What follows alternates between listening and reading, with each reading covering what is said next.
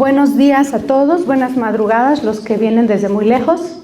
Gracias por estar en este siguiente curso, es nuestro 7º curso de cuidadores.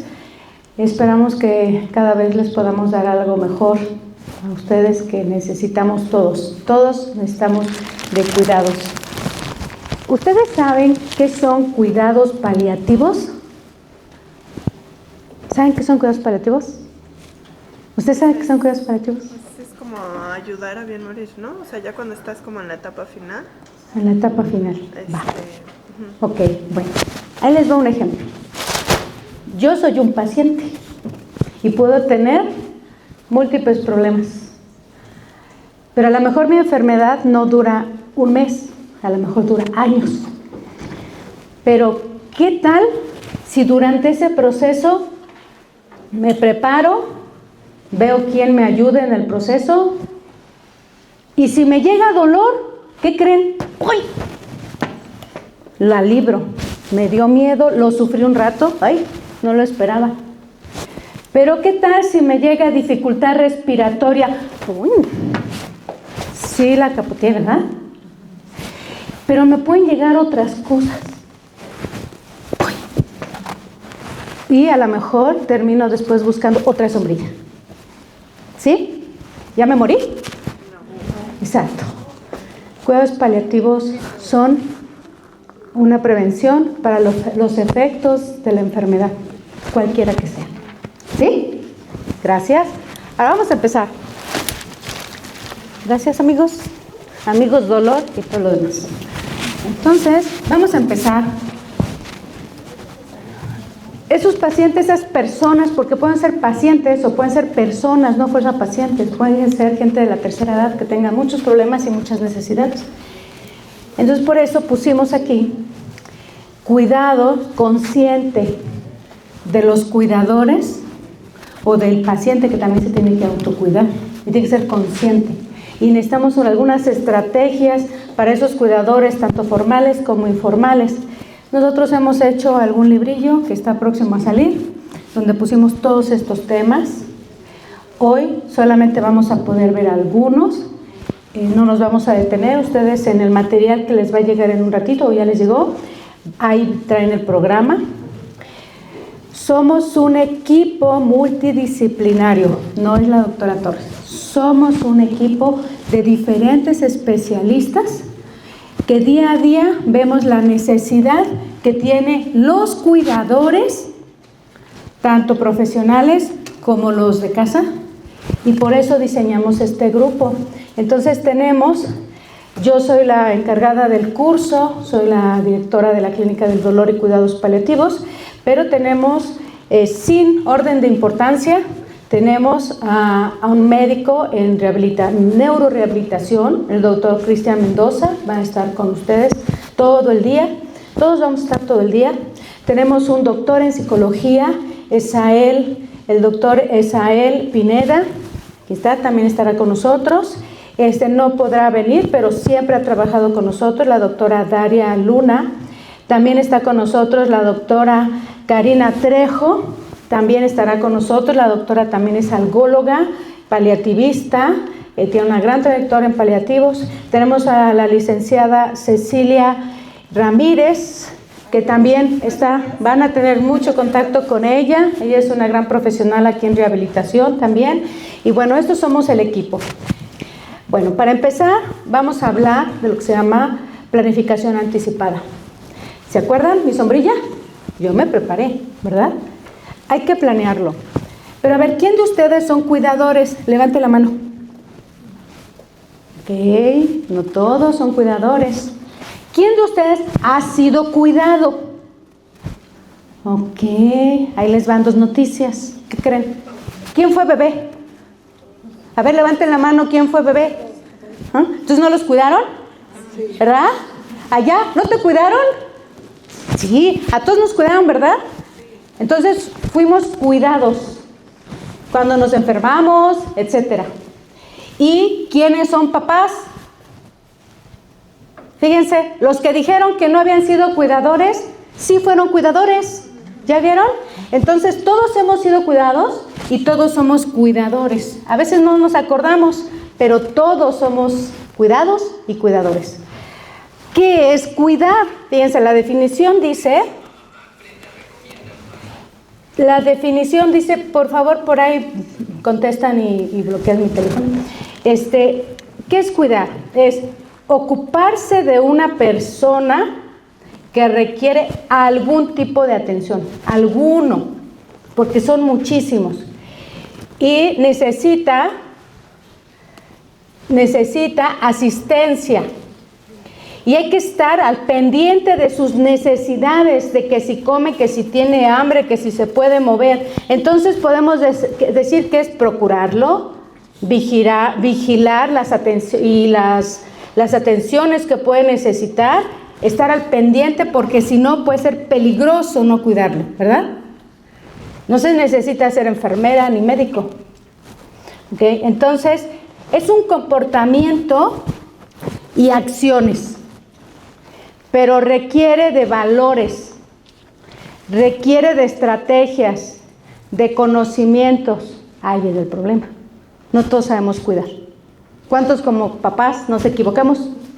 ¿Verdad? Entonces, no siempre sabemos cuidar. Y cuando se trata de una persona que requiere de cuidados especiales, ahí vienen los problemas. Esto ya se trabó. Aquí está. Pero hablamos de cuidados, de un cuidador formal y de un cuidador informal, porque alguien de aquí pensó que no era cuidador. Pero ¿quién es el cuidador formal? Así de fácil.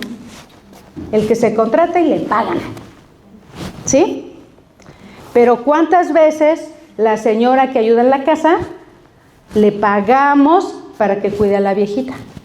Pero ella no fue a la escuela para cuidar, pero le pagamos. A veces sobre la marcha van aprendiendo, pero por eso son formales, porque están contratados, pero no quiere decir que siempre sepan hacer las cosas con detalle. A veces el familiar, el que está pegado ahí todo el tiempo, le sabe más porque está sufriendo con la persona que requiere los cuidados. Esa persona que está pegada, ese es el cuidador informal, solo porque no le pagan. ¿Y quién se llevará la peor carga? El informal. Pero resulta que el informal puede ser el cuidador primario, pero tiene quien más le ayude. Pero entonces a lo mejor ese cuidador que le ayuda también es informal, pero es secundario. Entonces yo le puedo decir a mi hermana, oye, ayúdame a llevar a mi mamá al médico, pues la que vive con mi mamá soy yo. Y me dice, sí, sí, llego a las 8. ¿Y qué creen? Ahí me habla al 10 para las 8. Oye, ¿qué crees que no voy a poder ir? ¿Te encargas? ¿Y yo qué hago? ¿Verdad? Tenía otro compromiso. Las personas que requieren de cuidados pueden tener un montón de necesidades, ¿verdad? Esto lo tienen también ustedes en su material. Así es de que no vamos a tocar punto por punto. Imagínense, ¿verdad? Que el carácter, que no quieren soltar, que no quiere usar la andadera, que le duele, que el médico dice que no le encuentra, etcétera, ¿verdad? Entonces, estas personas deben de saber, y entre esas nosotros, porque también vamos a ser cuidados o ya somos cuidados, debemos de saber qué es lo que queremos. ¿Ustedes ya pensaron qué les van a decir a las personas que los van a cuidar a ustedes? ¿Ya pensaron? ¿Cómo quieren? ¿Qué quieren? Quiero que mi hija, pero yo no tengo hija. Pero tengo una sobrina. A ver, no dejes que pase esto. Por favor, si yo ya no tengo conciencia y ya no puedo tomar decisiones, quiero esto. Quiero que me entierren así. Quiero que me lleven flores. Quiero que nadie esté, etcétera. ¿Qué quiero? Quiero que los médicos hagan todo por mí. No importa que yo esté sufriendo mucho, porque no quiero morir. Hay gente que le da miedo a morir. O hay gente que dice, no, a mí no me haga nada de eso. Pero si se puede. Entonces, eso lo tenemos que hacer todos. ¿Quién? ¿Nomás el que está al final de la vida? No, en su plena conciencia, porque ¿qué creen? A veces ya no da tiempo. A veces ya estamos con el dolor, con muchos problemas de capacidad, y el familiar ya no sabe, nunca hablaron del tema y muchos evitamos el tema. Entonces hay que hablar, hay que entender que antes de que se pierda la capacidad de comunicarse, hay que decirlo. Y una conversación constante entre familia, en la comida, al pretexto de ver la novela, de ver las noticias, de saber del vecino. Ahí es la oportunidad. Oye, a mí no me gustaría esto. Y de preferencia, que lo sepan todos los involucrados en la familia, no le dejen el paquete a uno, no sean así, porque al rato el que está cerquita sabe y los demás no, y le echan la culpa a él, ¿verdad? Entonces todos deben de saber, pero entonces ese ejercicio lo tenemos que hacer nosotros con nosotros mismos y transmitirlo a nuestra familia, a nuestros colegas, en nuestro trabajo, para que esto se pase la voz. Porque entonces cuando yo tengo una planificación anticipada, que tengo mi sombrilla antes de, entonces hay menos probabilidad de que sufra, de que a tiempo llegue el apoyo, de que se sientan los médicos a comprender qué es lo que quiero y en base a eso se trabaje. Pero a veces el médico no sabe o tiene otro chip o tiene otra idea. Entonces el paciente y la familia tienen que hablar con el médico lo que realmente queremos para nosotros y saber que existen opciones, no es hasta aquí, no, hay más opciones en el camino. Entonces hay que hacer una planificación anticipada para que sus médicos, sus colegas puedan trabajarlo, no importa la edad, y si están en crisis, pues más rápido hay que buscar a alguien que nos ayude y que nos apoyen también la familia. Los elementos que necesitamos para aprender a cuidar son respetar la autonomía del paciente. Ay, es que no quiere usar la andadera y a cada rato se cayó. Hay que hablar con la persona, hay que hacerle notar las consecuencias y si no, ni modo, porque no la podemos amarrar a una silla de ruedas. Y también nosotros tenemos que analizar las necesidades, saber también, tener conocimiento de cómo cuidar y comprender en cada circunstancia, porque las personas no siempre entienden la importancia de ser cuidados y tampoco sabemos cómo, y a veces les gritamos, nos desesperamos y eso es normal, y pues hay que respetar la identidad, ¿vale? Pues muchísimas gracias. Ahora vamos a escuchar al doctor Esael Pineda. Cuando uno se echa a la espalda el cargo de cuidar, probablemente lo que está pensando es en entregar, en dar, en ayudar, en apoyar. Pero ¿cómo podemos dar un apoyo de calidad si en ese apoyo de calidad no nos estamos tomando en cuenta primero a nosotros? Cuando comenzamos, cuando alguien entra en esta trama de cuidar, vamos a pasar por etapas. Primero hay mucho entusiasmo, ¿no? Hacemos como una expectativa, nos imaginamos lo que es cuidar a una persona y poco a poco la vida nos va aterrizando, porque la vida es muy sabia. La vida rápido nos va dando una pauta de cuál va a ser la realidad en un cuidado. Si el cuidado va a ser de largo plazo, entonces vamos a enfrentarnos a distintas etapas. No solamente es cuidar a un enfermo, y esto es importante distinguirlo. Estamos acostumbrados a las enfermedades agudas o a los cuidados agudos. Cuando alguien nos dice que brindemos apoyo a alguien, pues imaginamos que vamos a brindar el apoyo y que ese apoyo va a terminar en algún momento. Cuando hablamos de cuidar a una persona en una etapa terminal, en una enfermedad crónica, alguien en una etapa de vida que requiere de mayor apoyo, las circunstancias cambian completamente.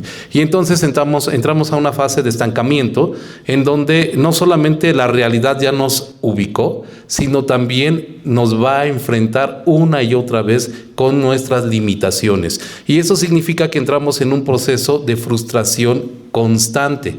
Y no todos lo abordamos de la misma manera. Hay quienes finalmente nos agotamos, si no es que todos, porque esto es una cualidad humana, y entonces es importante tener en cuenta estas fases.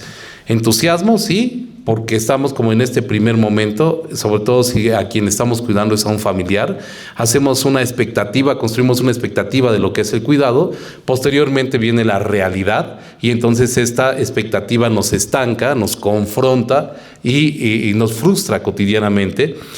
Y esta frustración constante va a tener ciertas secuelas.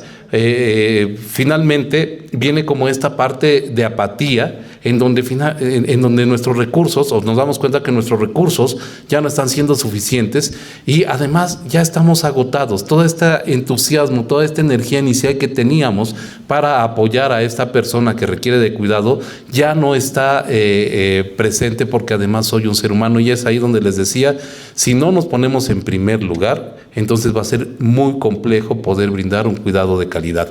Tenemos que administrarnos. ¿Cómo? El síndrome del cuidador se refiere básicamente a este desgaste cotidiano que tenemos cuando nosotros estamos en contacto con otro ser humano que requiere de mayor atención, que va a solicitar más de nuestro tiempo. Se considera más o menos que un cuidador administra en promedio a nivel mundial entre 10.5 y 12 horas de su día a cuidar a una persona que requiere de estos cuidados. Si a eso le sumamos que medio duerma al menos 6 horas, estamos hablando que 18 horas del día está dedicado prácticamente al cuidado, si es que puede dormir, porque también depende de la etapa y de cansancio. Entonces, cuidar a una persona es un trabajo de tiempo completo, y en este trabajo de tiempo completo sumemos todas estas etapas, ¿no? La frustración, la apatía, el aislamiento y estas características que pueden llevarnos al colapso.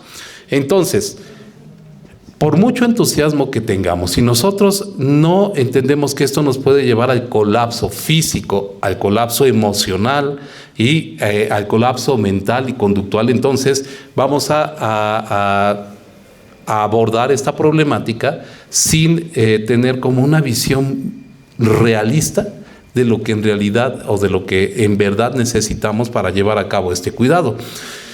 La mayoría de los síntomas que son detectados por las personas que cuidan los van a reportar como ansiedad, depresión o fatiga, pero esto quiere decir que la etapa ya está avanzada. Ahorita vamos a ver cómo se detectan.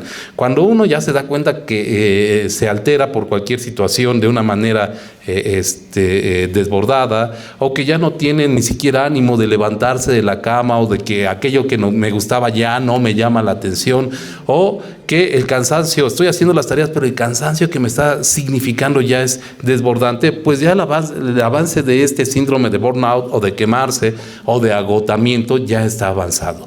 ¿Cuáles son como estas primeras etapas? Si estábamos diciendo que la primera confrontación de la realidad es la expectativa que yo tengo como cuidador de llevar a cabo esta tarea con la realidad, pues ¿qué pasa? Piensen ustedes un poquito, ¿qué pasa cuando las cosas no me salen en la cotidianidad? Ahora llévenlo a una actividad cotidiana que se repite 24/7. Entonces lo primero que vamos a tener es frustración e irritabilidad. Y esas son en realidad las primeras sintomatologías que podemos identificar en el sentido de saber si estamos sufriendo o no una sobrecarga. Si la irritabilidad comienza, esto llévenselo de cajón para cualquier cosa, porque en este asunto de lo psicológico, lo mental, a veces no sabemos, como es algo que nos pasa a todos, no sabemos cuándo clasificarlo. Si de 7 días me está pasando 4, ya estoy en el borde de pensar que estoy rebasando un límite, ¿ok? Estoy sufriendo esto más de la mitad de la semana. Y si además la intensidad rebasa, ¿no? En una escala del 0 al 10, donde 0 es nada y 10 la intensidad más grande, rebasa a lo mejor los 6 o 7 de estos 4 días, entonces probablemente ya estoy metido en un problema de frustración cotidiana, ¿ok? Esto se va a repetir, y si se repite, pues va a comenzar a dejar secuelas biológicas y además emocionales. Ahora, la autonomía funcional como tal va a ser la capacidad que vamos a tener para llevar a cabo ciertas funciones relacionadas con la vida diaria. Y esto va a ser a través de cierta interacción, a través del ámbito biológico, psicológico y social. Ahora, para definir bien lo que es una deficiencia y una discapacidad, porque siempre hay mucha confusión justamente en la parte de medicina de rehabilitación, nosotros en medicina de rehabilitación integramos un diagnóstico que es el diagnóstico rehabilitatorio, y justamente para tener este diagnóstico tenemos que saber bien qué es una deficiencia y qué es una discapacidad. Ahora, por ejemplo, para definir lo que es una deficiencia, sabemos que vamos a tener un problema tal cual en una estructura del cuerpo. Para saber lo que es una estructura, por ejemplo, aquí les puse de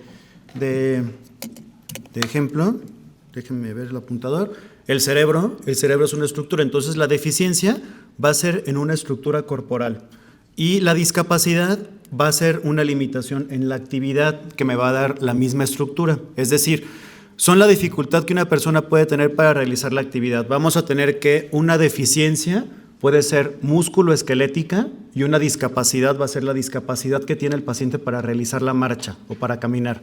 Ahora, para ser un poquito más dinámico, ¿alguien me podría decir qué estructura creen que sea esto? Una articulación. Sí, es una articulación. Rodilla. Una rodilla.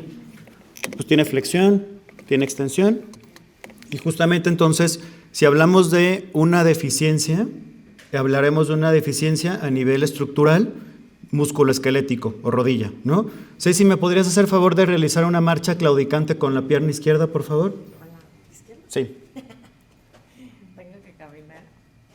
Entonces, hablando de lo que veníamos diciendo, de lo que sería la discapacidad, ahí tendremos una discapacidad para la marcha de tipo leve, porque la paciente pues sí puede hacer un desplazamiento y sí puede caminar, ¿no? O sea, para fines prácticos, entonces, deficiencia, hablamos de estructura, puede ser cerebro, puede ser articulación, puede ser pulmón, puede ser corazón, y si hablamos de discapacidad, vamos a hablar tal cual de la función que realiza dicha estructura. ¿Hasta ahorita hay alguna duda con esto?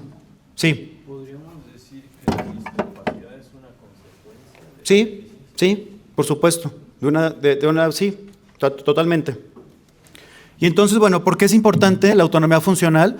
Bueno, para formarnos como un ser independiente y capaz con mayor capacidad y mayor confianza. Si tenemos un paciente que depende más, entre mayor dependencia tenga el paciente que estamos cuidando, mayor depresión puede llegar a desencadenar. Y entre mayor independencia tenga, menor depresión puede presentar. Ahora, hay formas en las cuales podemos respetar la autonomía del paciente para tratar de hacerlo más independiente, más autónomo. Primeramente tenemos que saber qué enfermedad va a tener nuestro paciente, hay que investigar lo que tiene, cómo tratar de cuidarlo, cómo tratar de mejorarlo. Hay que darle a elegir lo que el paciente pueda, por ejemplo, la música, la ropa que el paciente quiera ponerse, la loción que quiera colocarse, porque a lo mejor tiene 4 favoritas y el día de hoy quiere ponerse una en específico, no dar por hecho que se va a poner una, ¿no? Sino que preguntarle para ver qué es lo que quiere ponerse el día de hoy. También es importante no hacer todo de forma rutinaria, ni dar por hecho las cosas como les mencionaba. Siempre mantener una buena comunicación con nuestro paciente. Hay que evitar persuadirlo. Por ejemplo, es muy común que el adulto mayor no quiera salir o no quiera salir a solearse, por ejemplo, salir al jardín. Y si el cuidador le dice, ¿verdad que no quiere salir? Pues obviamente si el paciente no quiere, pues con más razón va a decir, no, pues está bien, mejor me quedo aquí en la cama, ¿no? Entonces no persuadirlo de esa forma. También hay que respetar las decisiones que él tome, apoyarlo, nunca hacerlo dependiente y motivarlo para que realice las actividades que pueda realizar. Lo que él pueda realizar de forma independiente o de forma adaptada, pues hay que dejarlo hacerlo.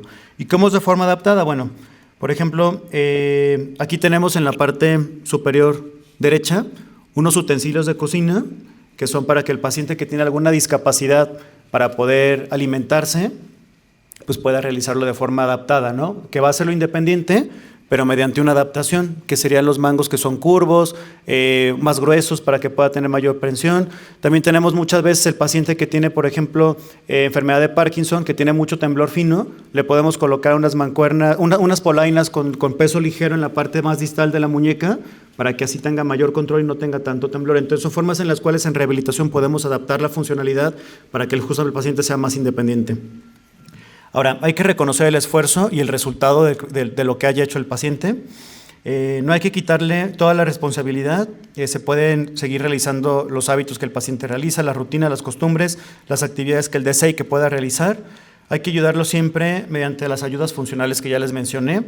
Aparte de estos utensilios, tenemos órtesis, tenemos prótesis que también nos pueden llegar a ayudar. Tenemos andaderas, que son ayudas funcionales para la marcha. Tenemos bastones canadienses, bastones convencionales, sillas de ruedas. Y muchas gracias. Hay otras tareas que tienen un componente un poco más de tipo intelectual, ¿no? que consisten, por ejemplo, en organizar horarios, recordar las dosis de los medicamentos, coordinar apoyos con otros servicios o con otros miembros de la familia. Incluso muchas veces tenemos que educarnos y aprender sobre la enfermedad de nuestro paciente. Pero además hay también algunas tareas que son invisibles, algunas que aparentemente no están a la vista de todos, como por ejemplo pasar noches en vela, la preocupación constante, incluso el duelo anticipado, ¿no? Empezamos a sufrir antes de que nuestro paciente ya no esté, ¿no? Algunas estrategias que nos pueden ayudar para disminuir esta sensación y angustia que puede causar a veces el saber que tenemos tantas actividades que hacer y pues que el día parece que no nos alcanza, son la organización y la planificación. Es aconsejable que elaboremos una rutina diaria donde contemos con horarios específicos para cada actividad, pero aquí cuidado porque también he visto que en algunas personas este horario y tratar de adherirse a él de una forma muy estricta pudiera ser a veces un detonante de estrés. Entonces esto nos debe ayudar para disminuir el estrés, pero no ser una causa. La idea es que tengamos claro qué actividades tenemos que hacer, darles un horario, darles una cantidad de tiempo, pero sin que esto sea una obsesión por cumplir todas las metas. Es muy útil tener a la vista listas, las pueden tener impresas, pegadas en el refri, pegadas en la televisión, en el espejo, en el cuarto donde esté la persona que estamos cuidando o incluso a la mano en su teléfono. Esto nos ayuda para registrar citas, para que no olvidemos la toma de algunos medicamentos, incluso las tareas en el hogar también se pueden poner a modo de lista. Y pues muchas veces sí nos vamos a encontrar con que de verdad son demasiadas actividades, pero la realidad es que no todas tienen la misma importancia y no todas son urgentes. Entonces, priorizar también nos puede ayudar a disminuir el estrés. A veces tenemos que caer en la realidad de que es imposible hacer todo lo que quisiéramos y pues dar prioridad a lo que es más importante en ese momento nos puede liberar un poco de estrés. Y muy importante, delegar funciones. Con frecuencia vemos en la consulta que una sola persona es la encargada de todas las tareas involucradas con un paciente. Muchas veces eso viene del mismo paciente, de la misma persona que lo cuida. Siente la obligación y siente que está fallando si permite que se le ayude. Entonces, si tú como cuidador tienes la sugerencia de algún familiar, de algún conocido, de algún vecino, algún miembro de tu iglesia de ayudarte, hay que dejarse ayudar. Y si no viene de forma voluntaria, también se vale pedir ayuda. Y planificar la comunicación con el equipo de salud. Esta estrategia nos quita de mucho estrés porque generalmente comentan los pacientes que ya estando en casa se acuerdan de cosas, tienen dudas. No en todos los sistemas de salud desafortunadamente está el contacto directo con el médico y la realidad es que las condiciones de salud de la mayoría de los países no lo permiten. No permiten tener acceso a un servicio de salud 24 horas, los 7 días de la semana y los 365 días del año. Entonces, elaborar esta lista cada que se vaya presentando una duda y llevarla el día de tu consulta, eso puede reducir mucho el nivel de estrés. Vamos a hablar de cuidados del paciente. A ver, ¿quién de ustedes tiene una abuelita? A ver, levante la mano. Perfecto. ¿Quién de ustedes ayuda a que se bañe la abuelita? Fíjense, nomás 1, 2, ¿ya vieron? ¿Por qué? Ella se baña solita a lo mejor, o a lo mejor tiene quien la bañe. Y si tiene fíjense, si ella se baña solita, ¿realmente puede con todo? ¿Cuántos abuelitos se caen en el baño? ¿Verdad? Porque a veces no les tenemos todo y andan buscando sus cosas y cuando llegan al baño no traen la toalla, salen mojados, etcétera, ¿verdad? Entonces, a veces hay que ayudarlos, pero no es fácil, a veces no quieren. Pero si vamos a ayudar en aspectos del baño, de la higiene, entonces nosotros como cuidadores es importante que planeemos. ¿Se acuerdan? Aquí todo es planeación, incluso la vida. Si ustedes planean ir de viaje, planean ir a trabajar, preparan sus calcetines, sus zapatos, los bolean, todo es planeación. Igual vamos a planear cómo me voy a cuidar o cómo me van a cuidar o cómo voy a cuidar. Entonces, ¿qué les parece si para apoyar a alguien que se va a bañar con necesidades especiales, le ayudamos a preparar un día antes sus cosas? A ver, abuelita, te vas a bañar, ¿qué necesitas? ¿Qué te gusta? Y el cepillo dental, todo así en orden, ayudar a ponérselos y ayudarles a hacer una rutina para que ellos se vayan estructurando y sepan que mi nieta me ayuda con eso. Y con eso es más que suficiente, tal vez. Y otro puede ser otra tarea. Pero lo importante es que muchas veces los pacientes no se bañan, no se lavan los dientes, tienen más problemas dentales, tienen mala digestión, no se absorben los alimentos bien porque tienen infecciones, porque no los apoyamos con esto. Hay que aprender a cómo ponerles las camas. Vamos a aprender cómo evitar que se hagan escaras, porque si no sabemos tender una cama, entonces, y el paciente no se baña y está mucho tiempo acostado, empiezan las lesiones de la piel y otros problemotes. Muchos pacientes se quieren parar a cada rato a hacer pipí, son diabéticos, tienen incontinencia, tienen muchos problemas y se quieren parar a hacer pipí. Y párense ustedes todos dormidos y que les surge hacer pipí y les fallan las piernas o les estorba algo que está por ahí, entonces se caen. Y no necesitamos tener 80 o 90 años. Solitos nos podemos caer si tenemos que ir a pipí. Y si voy a la pipí 6 veces en la noche, imagínense. Entonces hay estrategias para evitar esto y luego se ensucia la cama. De veras, hemos llegado a visitar pacientes que desde que se abre la puerta del cuarto, desde que llegamos, huele horrible, porque no hay quien ayude en el aseo de estas personas. Entonces a lo mejor irles a limpiar de vez en cuando, pero yo trabajo, yo no puedo.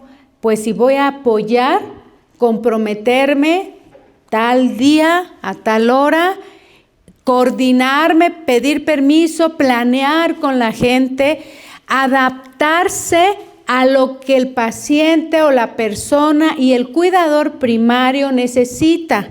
No llegar a imponer, no, yo fui a un curso y me dijeron que te tienes que bañar diario. Hoy, pero es que le duele mucho y hace frío. No, tú te bañas y yo vengo a bañarte. No imposiciones, sino ver cómo podemos hacer estrategias. Yo vengo a ayudar, qué es lo que necesitan, puedo ayudar con esto, aquí estoy, ¿vale? Y a lo mejor a lavar, a lo mejor a barrer la casa. Son muchas tareas que podemos ayudar. Saber cómo bañar en cada tipo de paciente, desde una persona que puede solita, a lo mejor nada más ponerle su ropa, pero a lo mejor también necesitamos preparar hasta el jabón, preparar la tina, ver el jabón que necesita, etcétera, y luego qué toallas, a lo mejor no es una toalla, son 2 toallas, que el tapete está sucio, apoyar en esas áreas. Pero a veces no nada más es el baño, sino también el dolor. El dolor es un mecanismo de defensa que tenemos y que eso nos ayuda a cuidar alguna zona que se lastima. Entonces es bueno el dolor porque nos avisa que algo está mal. Pero cuando ese dolor ya no es útil para sobrevivir, entonces es un dolor crónico. Y hay que tratarlo con más intensidad que incluso a veces el agudo. Pero el agudo, si lo tratamos mal, se puede llegar para quedarse, aunque la enfermedad se cure. Entonces, muchos pacientes no se pueden mover, hay que saber ayudarlos. Por ejemplo, un hombro que necesita una prótesis, la gente no puede ponerse su suéter, su blusa y simplemente hacer esto, me duele. Entonces, bueno, si yo veo eso, pues lo voy a ayudar a que primero le meto una manga y luego el otro que sí puede. Pero ¿y qué tal si no puede los dos? Entonces hay que apoyarle en buscar ropa que sea más fácil para vestirla, ¿verdad? Y ahí es donde vienen los buenos regalos, unos buenos zapatos, etcétera, pero que no generen más dolor. Pero ¿cómo sé que tiene dolor? Yo ahorita dije, ay, ay, ay. Normalmente al paciente le cuesta mucho trabajo decir que le duele. ¿Saben por qué? Porque muchas veces ya están acostumbrados al dolor. Y ya les da pena quejarse. No, pero mi abuelita es bien quejosa. Hay que ir viendo personalidades. En nuestro equipo vamos viendo la evaluación del dolor, donde le duele, pintamos las zonas de dolor, vemos las causas de dolor y ahí podemos comprender si es una persona que ya trae una forma de comunicarse, en decir ay. Yo una vez le preguntaba hace años a una paciente, ¿y por qué se está quejando? ¿Le duele? No. ¿Y por qué se queja? Porque está, ay, ay. Y no se movía. Le digo, ¿tiene dolor? No. ¿Y entonces por qué se queja? Ya me acostumbré. ¿Sí? Entonces hay que preguntar y enseñarles cómo podemos medir el dolor. Nosotros tenemos unas escalas, que al ratito les va a traer Alberto unas escalas de dolor. O no, están impresas en su material, ¿verdad? Ok, entonces ya no corras, Alberto. Aquí nosotros tenemos que aprender, hay una escala que es del 0 al 10. Del 0 al 10, ¿cuándo te duele? 1000. No. A ver, necesito que me ayudes porque en base al 0 al 10 vamos a decirle al doctor o vamos a hacerte tu rehabilitación o vamos a moverte o te vamos a dar un extra de analgesia. O sea, muchos motivos por los cuales saber cuánto dolor tenemos. Pero si el paciente no quiere cooperar, tenemos que convencerlo amablemente. Cuando él entiende la importancia de usar del 0 al 10 y que de ahí vamos a decidir lo que vamos a hacer, cómo lo vamos a aliviar, entonces ellos hacen conciencia y cooperan. Por eso un rango.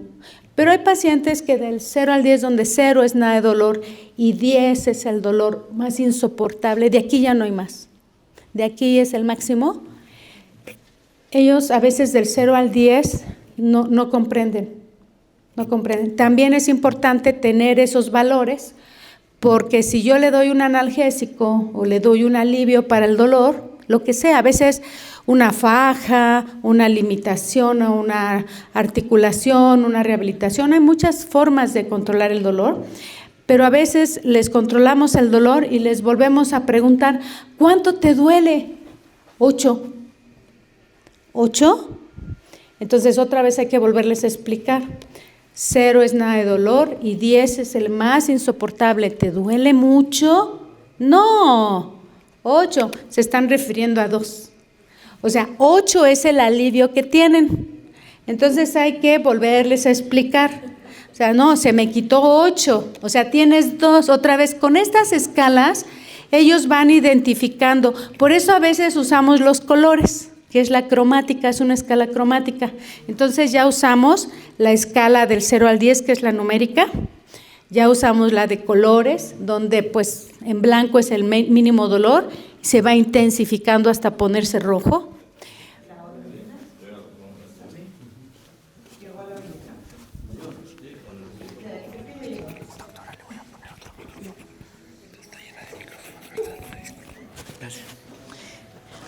Y ahora la agarro de las escápulas y al frente.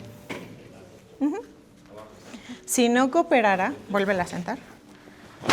Si no cooperara, pon tus dos rodillas en una rodilla. Así, eso. Agarra, presiona su pierna con tu pierna. Eso. Jala. Eso. Ajá. Y ya se sienta, ¿no? Ok, sí. Mira, siente. Sí, se siente el apoyo.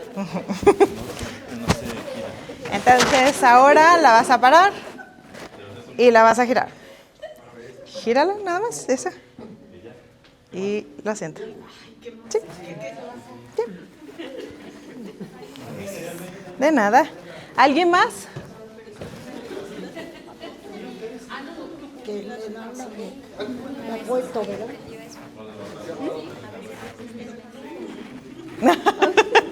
Yes, me suena examen. ¿Qué tienes que hacer, Esme? ¿Qué vas a hacer? Voy a cruzar las rodillas. Ok. ¿Tu paciente puede cruzar las rodillas? ¿Sí? Una paciente espástica. ¿Por qué estás tías aquí? Bueno, ¿qué vamos a hacer? A levantarla. Bueno, a sentar. A sentarla. Ok, primero cuando un paciente está espástico, esto es una cosa que no tiene nada que ver en el grupo, vamos a ver una consideración muy especial, es que cuando tenemos pacientes así, lo que primero yo hago es, con su pie, sin zapato, lo que hago es hacer esto, mucha flexión, perdón, y doblo aquí. Ajá. ¿Ok? Entonces, supongamos que va a ser despacito. Y doblo. Por lo regular, los pacientes espásticos siempre se quedan en la posición que los dejan. Entonces, aquí. Entonces, esta tal vez no te importa tanto las manos, más es esto. Ajá. Yurema. Yurema, te voy a movilizar hacia mí, ¿va? Entonces, ¿qué hago? De aquí, la llevo acá. Trata de ponerte como... Okay. Él es experto Ah, sí. en elasticidad. Entonces, aquí y acá. Y como yo la tengo siempre aquí, yo la flexiono un poco más. Y acá.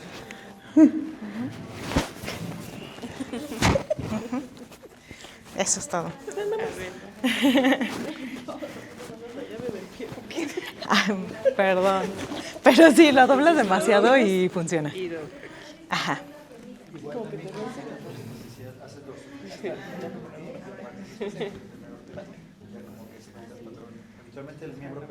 Sí.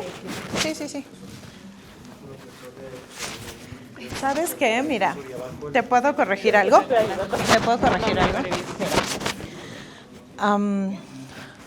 Una pierna al frente y una pierna atrás.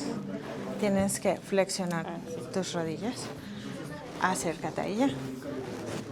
Con mano. Acá. Ajá. Ok. Agárrala. 1, 2, 3. Vamos. Eso. Primero de lado. Primero por la de lado.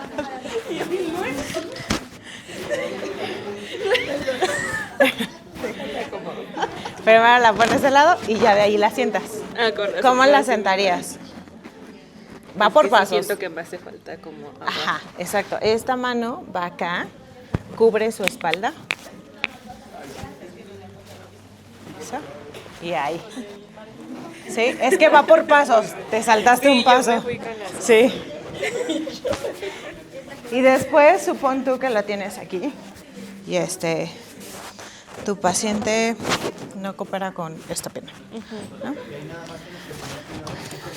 Creo que no tiene...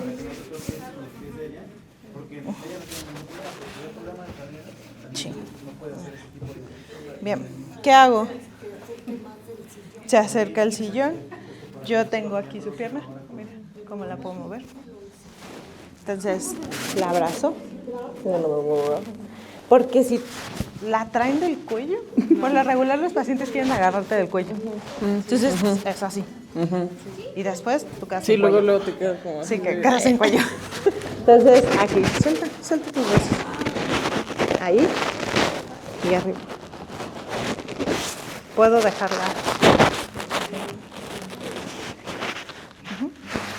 Paro y la giro. Con una palanca de velocidades así. El chiste es moverte así y así.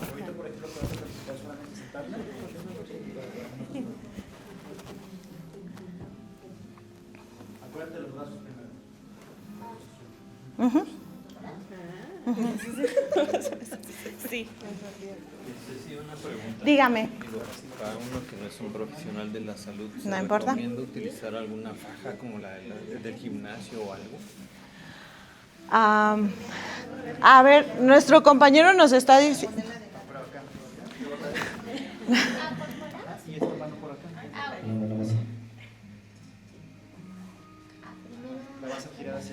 Ok, bueno, si necesitamos o no traer una faja para poder movilizar a un paciente, yo les recomiendo que si hacemos muchas movilizaciones, sí. Si nada más vamos a hacer una de vez en cuando, no. Pero no traigan la faja todo el día. Nada más voy a movilizar a mi paciente, me pongo mi faja. ¿Ok? Terminé, me quito mi faja. ¿Ok? Todo está en que ustedes puedan tener una buena mecánica corporal.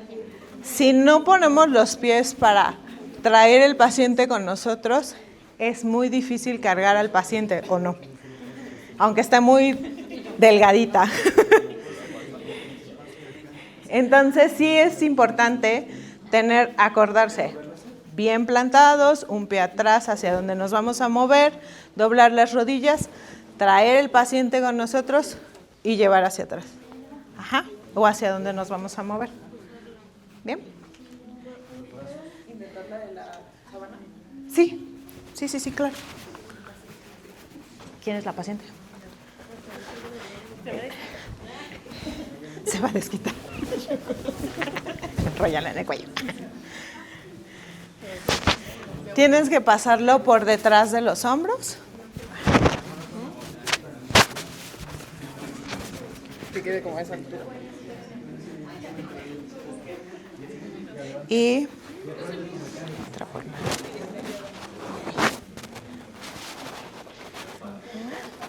Hoy nos queda un poco cortita. Así nada más. ¿Y luego cómo era? Tú tienes que ponerte aquí y ¡fum! Ok. Ese sí es en un solo movimiento. Es un giro. Ok. No me ayuda. Ajá. Es que pusiste los dos pies juntos. Eso fue. ¿Te regreso? Ok. Entonces, Ajá. uno atrás. Y vas a ir hacia atrás. Te quedó un poco acá abajo. Ok. Que es- Exacto. Puede ser más grande, ¿eh? Para que puedas agarrar. Ujú. Que no esté tan delgadito. Sí. ¿No? Ok. Va. Otra vez. Si quieres, pruébelo.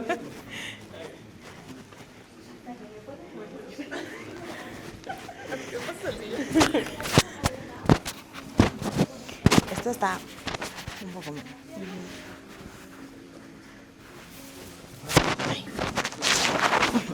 Pero sí se siente más. Eso. Lo importante de esta maniobra es que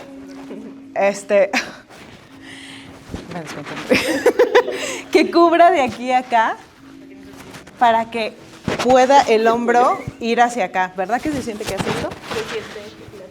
Y algo bien importante, nunca traccionar los brazos ni las piernas, porque como habitualmente vamos a movilizar a un paciente adulto mayor o un paciente que tiene ya un tiempo prolongado, en reposo prolongado. ¿Cómo le iba a levantar? Los ligamentos Pero yo la acercaste de... Bueno.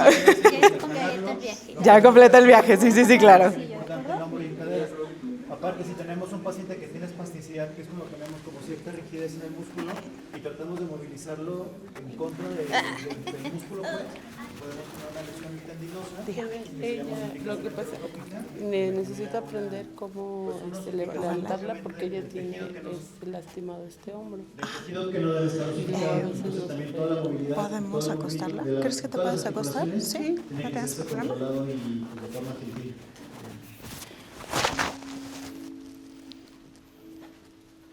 ¿Cómo se llama? Dolores.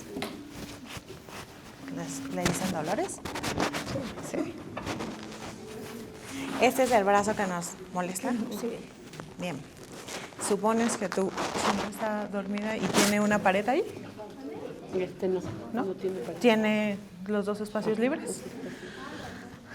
Miren, aquí hay una paciente, la señora Dolores, que se prestó amablemente a ser paciente. Tiene una lesión en el hombro y ella en su casa tiene abierto todo el espacio. Ajá, no hay problema hacia dónde moverlo. Yo recomendaría moverlo hacia este lado. Ajá. ¿Por qué? Porque cuando... Me duele el cuello. Y le duele el cuello. Pero no tienes nada de fracturas ni nada. Todavía no sabemos. No sabemos. Bien, hay que levantarla. Es importante, nunca movemos a nuestros pacientes del cuello. Siempre abrazamos hacia la espalda, alto. Entonces, vamos a cruzar. Vamos a llevar de lado primero. Ajá. Ay, perdón, a ver. De lado. Doblo mis rodillas. Abrazo. Sí, me dijo. Y ya nos sentamos. ¿Sientes que te molestó? Muy poco. Muy en el poco. cuello. En el cuello. Sí, tendremos que checar bien qué es lo que tiene de lesiones. Acuérdense que es importante saber cuál es el diagnóstico del paciente que estamos moviendo. Porque si ella tiene una fractura, lo ideal no sería moverla con este collarín. Pero eso... 3 hernias. Entonces ella... De hombro. Pero si, digamos, tuviera una fractura y nosotros la movilizamos, imagínense qué daño podremos generarle a ese paciente. Por eso siempre es importante saber qué es lo que le pasa al paciente. ¿Okay? En este caso, en ella no hay ningún problema que con ese collarín se movilice. ¿Va? Pues chécala. ¿Quieres? Dame el costado. Discúlpame.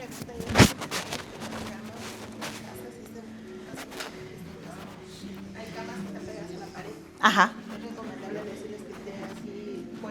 No, puede estar pegado en la pared porque a lo mejor en algunas casas no tenemos tanto espacio y para eso sirve esta.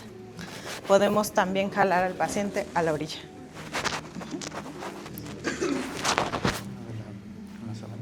Ah, sí.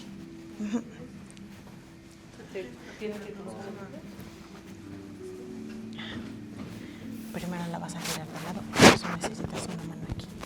¿Qué? Ok. Pie adelante y pie atrás. Pompas hacia atrás. Ahora. Ajá. Ok. Pasa tu mano por detrás del cuello. Jala tus rodillas hacia ti, a la orilla de la cama. Ahora sí, incorpórala.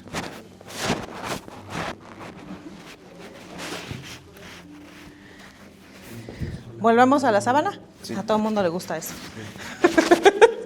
La sábana es un hit. Entonces, ¿estás posoperada? Ah, la simulación. Y yo dije, ¿cómo? Ok. Sí. Pasamos por detrás, ¿no? Si nos puede ayudar el paciente, lo hacemos. Y si no, cubrimos todo lo que son los hombros. Porque así, mira, la traigo. Ok. Así tienes más. Ajá, sí. Si queda chiquito, pues le pasa como a las compañeras, ¿no?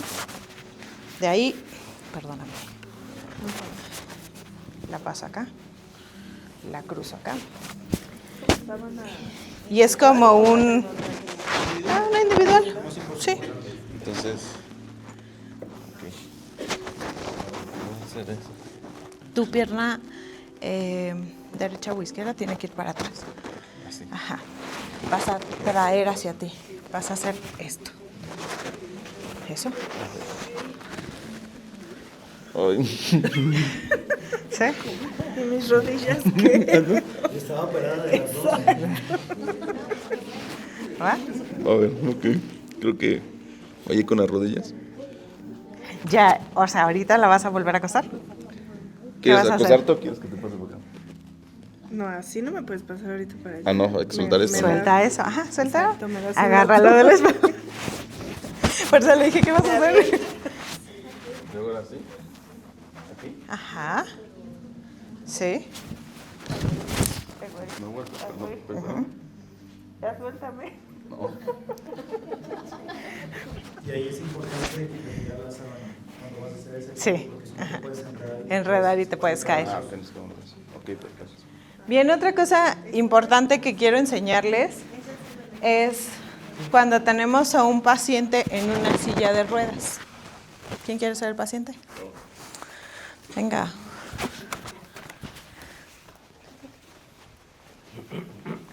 Y escúrrete. ¿Me escurro? Sí, escúrrete, ¿Como si me por fuera a favor. caer? No tanto, pero sí. Digamos que así. ¿Ah, sí? ¿Sí? ¿Te sientes cómodo? No. ¿Sí? Bueno, no se siente cómodo. Entonces, ¿qué hacemos con este paciente? Acercamos nuestras piernas. Él ya me hizo el favor, pero supongamos que está así. Vamos a trick. Yo lo agarro de la espalda. Lo llevo hacia adelante. Lo abrazo. Tengo una pierna atrás y una adelante. Y ahora.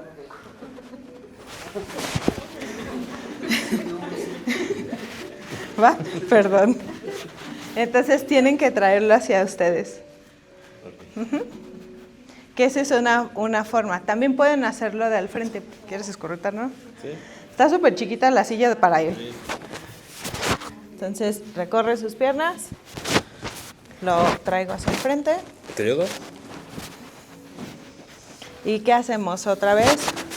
Lo vuelvo a abrazar y lo llevo hacia atrás. Ajá. ¿Sí? ¿Sí? Si quieren practicar este también, porque es muy común que nuestros pacientes como que de repente se nos van yendo. En el caso de ella es andadera.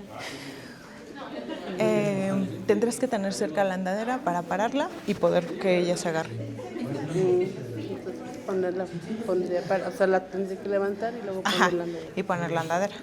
Es andadera, ¿no? Ajá. Si quieres, tráela. Pacientes adultos mayores. Y bueno, es necesario descubrir cuanto antes este problema, debido a que, como les menciono, también se puede tener varias implicaciones en el ámbito higiénico. E incluso más adelante vamos a ver también una parte de úlceras por presión. Las úlceras por presión también se pueden llegar a generar por humedad, o sea, por maceración. Entonces es bien importante que si tenemos a un paciente incontinente lo detectemos lo más temprano posible para justamente tratar esto lo más temprano. Y bueno, ya que los adultos mayores que tienen que ir al baño por las noches pueden sufrir caídas y justamente también tenemos que ver esto, es otro tema que vamos a checar, el de la prevención de caídas. Y obviamente pues una caída pues puede sufrir lesiones graves, puede presentar fracturas. Tenemos una condición bien importante en el adulto mayor que son los síndromes geriátricos. Más adelante cuando veamos caídas vamos a ver que el síndrome de caídas es uno de los más comunes, que va muy asociado con el síndrome de fragilidad. ¿Qué es todo esto? Un paciente que está en reposo continuo empieza a perder masa muscular, empieza a tener una infiltración grasa, o sea, la grasa se empieza a infiltrar en el músculo y por consecuencia el músculo no tiene la misma funcionalidad que tenía anteriormente de ser infiltrado por esta grasa, ¿no? Y esto les menciono que es llamado síndrome de fragilidad, que va muy de la mano con un síndrome de caídas, que es cuando el paciente empieza a presentar caídas continuamente. Ahora, es un caso especial los pacientes que presentan una medicación que genera como efecto secundario la sedación, o sea, que el paciente tenga mucho sueño, porque justamente en medicina del dolor hay muchos medicamentos que nos ayudan para manejo del dolor, pero como efecto secundario, como complicación, nos pueden dar un efecto de sedación, o sea, que el paciente esté muy somnoliento con mucho sueño, y esto obviamente si el paciente se levanta en la noche para ir al baño, pues nos puede condicionar una caída. Ahora, ¿cómo detectar precozmente esta condición? Bueno, tenemos ciertos como formularios o ciertas formas en las cuales podemos checar si el paciente va a presentar mayor predisposición o no a presentar esta incontinencia. ¿Y cuál puede ser? Bueno, si acude pocas o muchas veces al orinar durante el día, si acude varias veces a orinar durante la noche, si vemos que hay algunas gotas en la ropa interior, no siempre tiene que estar húmedo el paciente, no siempre tiene que estar mojado, pero si vemos que tiene una o dos o tres gotas en la ropa interior, pues también podemos detectar que está pasando incontinencia, ¿no? También cuando no es capaz de cortar el chorro una vez que inició, por ejemplo, que empieza a orinar el paciente y se le pide que corte el chorro y no puede cortar el chorro de la orina, eso quiere decir que puede condicionar una incontinencia más a futuro. Ahora, también hay que ver si es incapaz de esperar unos minutos una vez que empieza el deseo de orinar, porque también tenemos pacientes que tienen incontinencia de urgencia. ¿Esto qué es? Que el paciente tiene el deseo de orinar y si en ese momento inmediatamente no va a orinar, pues tiene la fuga. También si no tiene una sensación de llenado, porque también el paciente muchas veces no se da cuenta que se está llenando la vejiga y que tiene que ir a orinar hasta que ya súbitamente está llena y es cuando se da cuenta y tiene la incontinencia de urgencia y ya no alcanza a llegar al baño.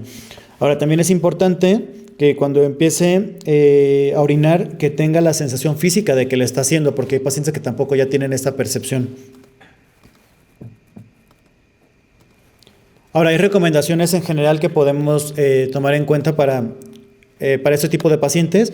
Primeramente, evitar los obstáculos que nos lleven hacia el baño, porque pues muchas veces tenemos una mesa pequeña, tenemos a lo mejor un mueble, y esto puede impedir que el tránsito libre y rápido hacia el baño sea de forma adecuada del paciente y que no llegue.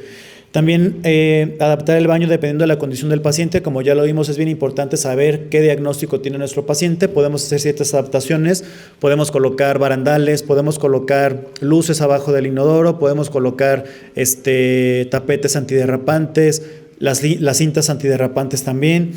Es importante también tener una adecuada iluminación en la habitación, siempre como que en la mesita que tiene al lado del paciente tenga una lamparita de noche, porque muchas veces también por no molestar al familiar, por no molestar al cuidador, el paciente lo quiere hacer de forma independiente, no prende la luz, se sienta rápidamente en la orilla de la cama, se para rápidamente. También en el adulto mayor tenemos una condición muy importante que es la hipotensión ortostática, que ¿qué es esto? Cuando el paciente se sienta rápidamente, no llega a tener un adecuado flujo sanguíneo a la cabeza, no hay una adecuada circulación, baja la misma circulación, el paciente no recibe la oxigenación adecuada, se empieza a marear y puede tener pues un desmayo y se puede caer. Algo bien importante es señalizar la puerta, como lo vemos aquí en esta imagen. Tenemos muchos pacientes con deterioro cognitivo, la edad avanzada también es importante, que muchas veces el paciente tiene el deseo de ir al baño, la puerta muchas veces no está señalizada, a veces el paciente se sale de la habitación, a veces se sale hasta de la casa. ¿Por qué? Porque quería ir al baño, pero como no identificó cuál era la puerta del baño, a veces también muchos pacientes por los mismos medicamentos que tienen efecto secundario, como sedación que ya les había mencionado, también se pueden llegar a confundir y aparte también pues, cuestiones como demencia. Es bien importante que el paciente tenga ropa fácil de poner y de quitar, que sea fácilmente para él. Podemos contar con velcro, en lugar de los botones convencionales, o podemos contar con algunos nudos que nos pueden ayudar a que sea más fácil el vestido y el desvestido del mismo paciente. Siempre es importante dar estímulos positivos cuando el paciente hace adecuadamente, que vaya al baño y que haga todo correctamente, pero también es importante tampoco ser impacientes con él y no ser tampoco críticos, porque muchas veces eso lo único que nos va a hacer pues es contraproducente, ¿no? Ahora, si hablamos de recomendaciones higiénico-dietéticas, también va a ser bien importante la reducción del consumo de alcohol, de café, de té o de refresco que nos va a estimular la micción. Hacer un hábito de orinar antes de que el paciente se vaya a acostar para que justamente no vaya a tener ganas ya después de que esté acostado o dormido. Usar el pañal o el orinal en caso de que la persona esté en cama y no tenga una movilidad adecuada. Y también algo bien importante, estar checando continuamente el pañal para que no vaya a sufrir esto que les estoy comentando de la maceración y que una misma maceración me vaya a generar una úlcera por presión, por maceración. También hay unos ejercicios específicos que podemos recomendarle al paciente. Obviamente, esto previamente una valoración, vamos a determinar qué ejercicio le mandamos, pero sí existen ejercicios para mejorar esta parte del piso pélvico. También es importante reducir la ingesta hídrica de 2 a 3 horas antes de acostarse. Esto no significa que vamos a disminuir la ingesta hídrica del paciente, no vamos a mantener la ingesta hídrica normal que esté indicada, pero de 2 a 3 horas antes de que se vaya a dormir el paciente, que ya no tome más agua para que no vaya a tener esto durante la noche. También es importante, como les menciono, mantener una buena higiene y un buen cuidado de la piel, porque les menciono que la misma maceración, la misma humedad de la piel nos puede generar algunas otras complicaciones. Bueno, continuando también vamos a tener lo que les mencionaba de las caídas en el hogar, que como tal, una caída por definición de la OMS va a ser una consecuencia de cualquier acontecimiento que precipite al paciente al suelo en contra de su voluntad y de forma repentina. También, como les mencionaba, van a formar parte de unos síndromes que son los síndromes geriátricos, que van a afectar principalmente a los adultos mayores que están más débiles y que tienen mayores repercusión, sobre todo con la mortalidad y generando una discapacidad importante. Y bueno, el principal tratamiento de las caídas pues es la prevención. También tenemos ciertas medidas o ciertas especificaciones para prevención de caídas en el baño. El baño es un medio bien importante porque como es un medio húmedo, habitualmente una caída tiende a ser más catastrófica que si es en un medio seco. Hay que mantener, bueno, por supuesto siempre el suelo seco y si, bueno, por ejemplo en el área de la regadera no siempre va a estar seca y bueno, ahí se puede colocar un tapete antiderrapante o las líneas antiderrapantes que también nos dan esta función. Hay que instalar barandales también adentro del baño. Nunca utilizar el toallero, nunca utilizar el portapapel como un barandal, porque pues obviamente no tienen esta función y no van a tener el soporte de la misma comparado con un barandal normal, ¿no? Y muchas veces el paciente hace confianza, se toma del toallero, el toallero no está hecho para eso y se cae el toallero y se cae el paciente con todo y toallero, ¿no?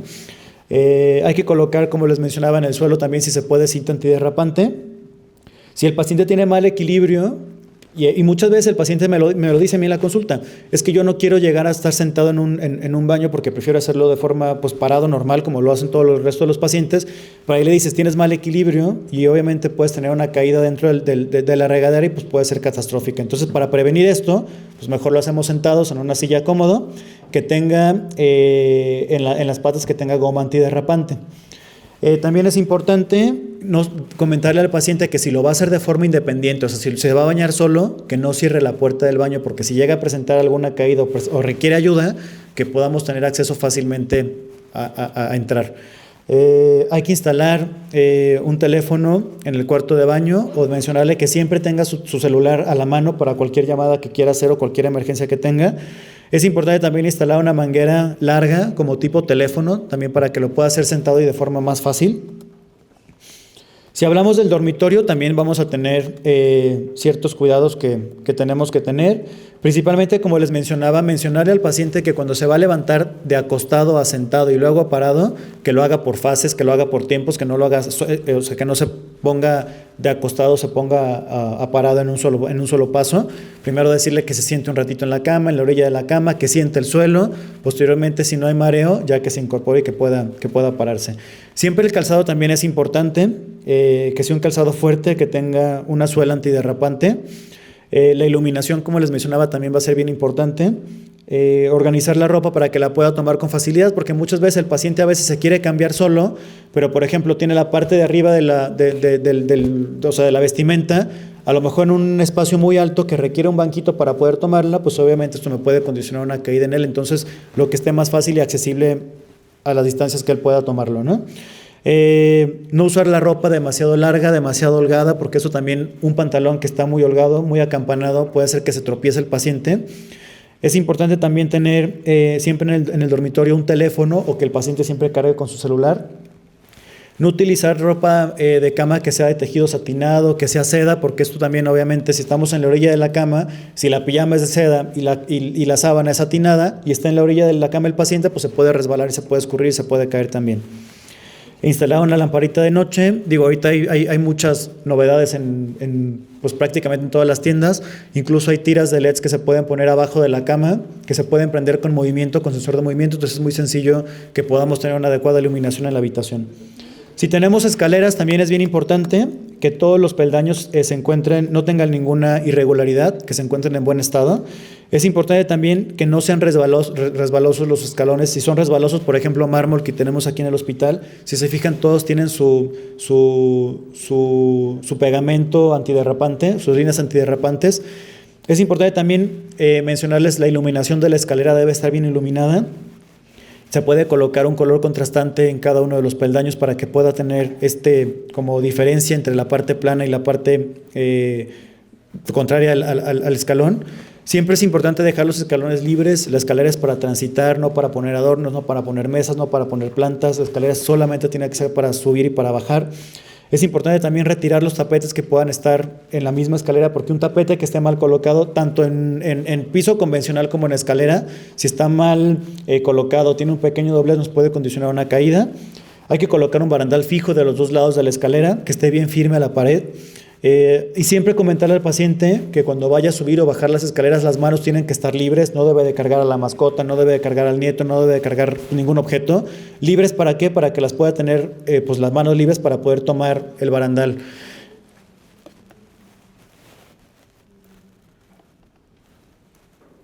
Ok.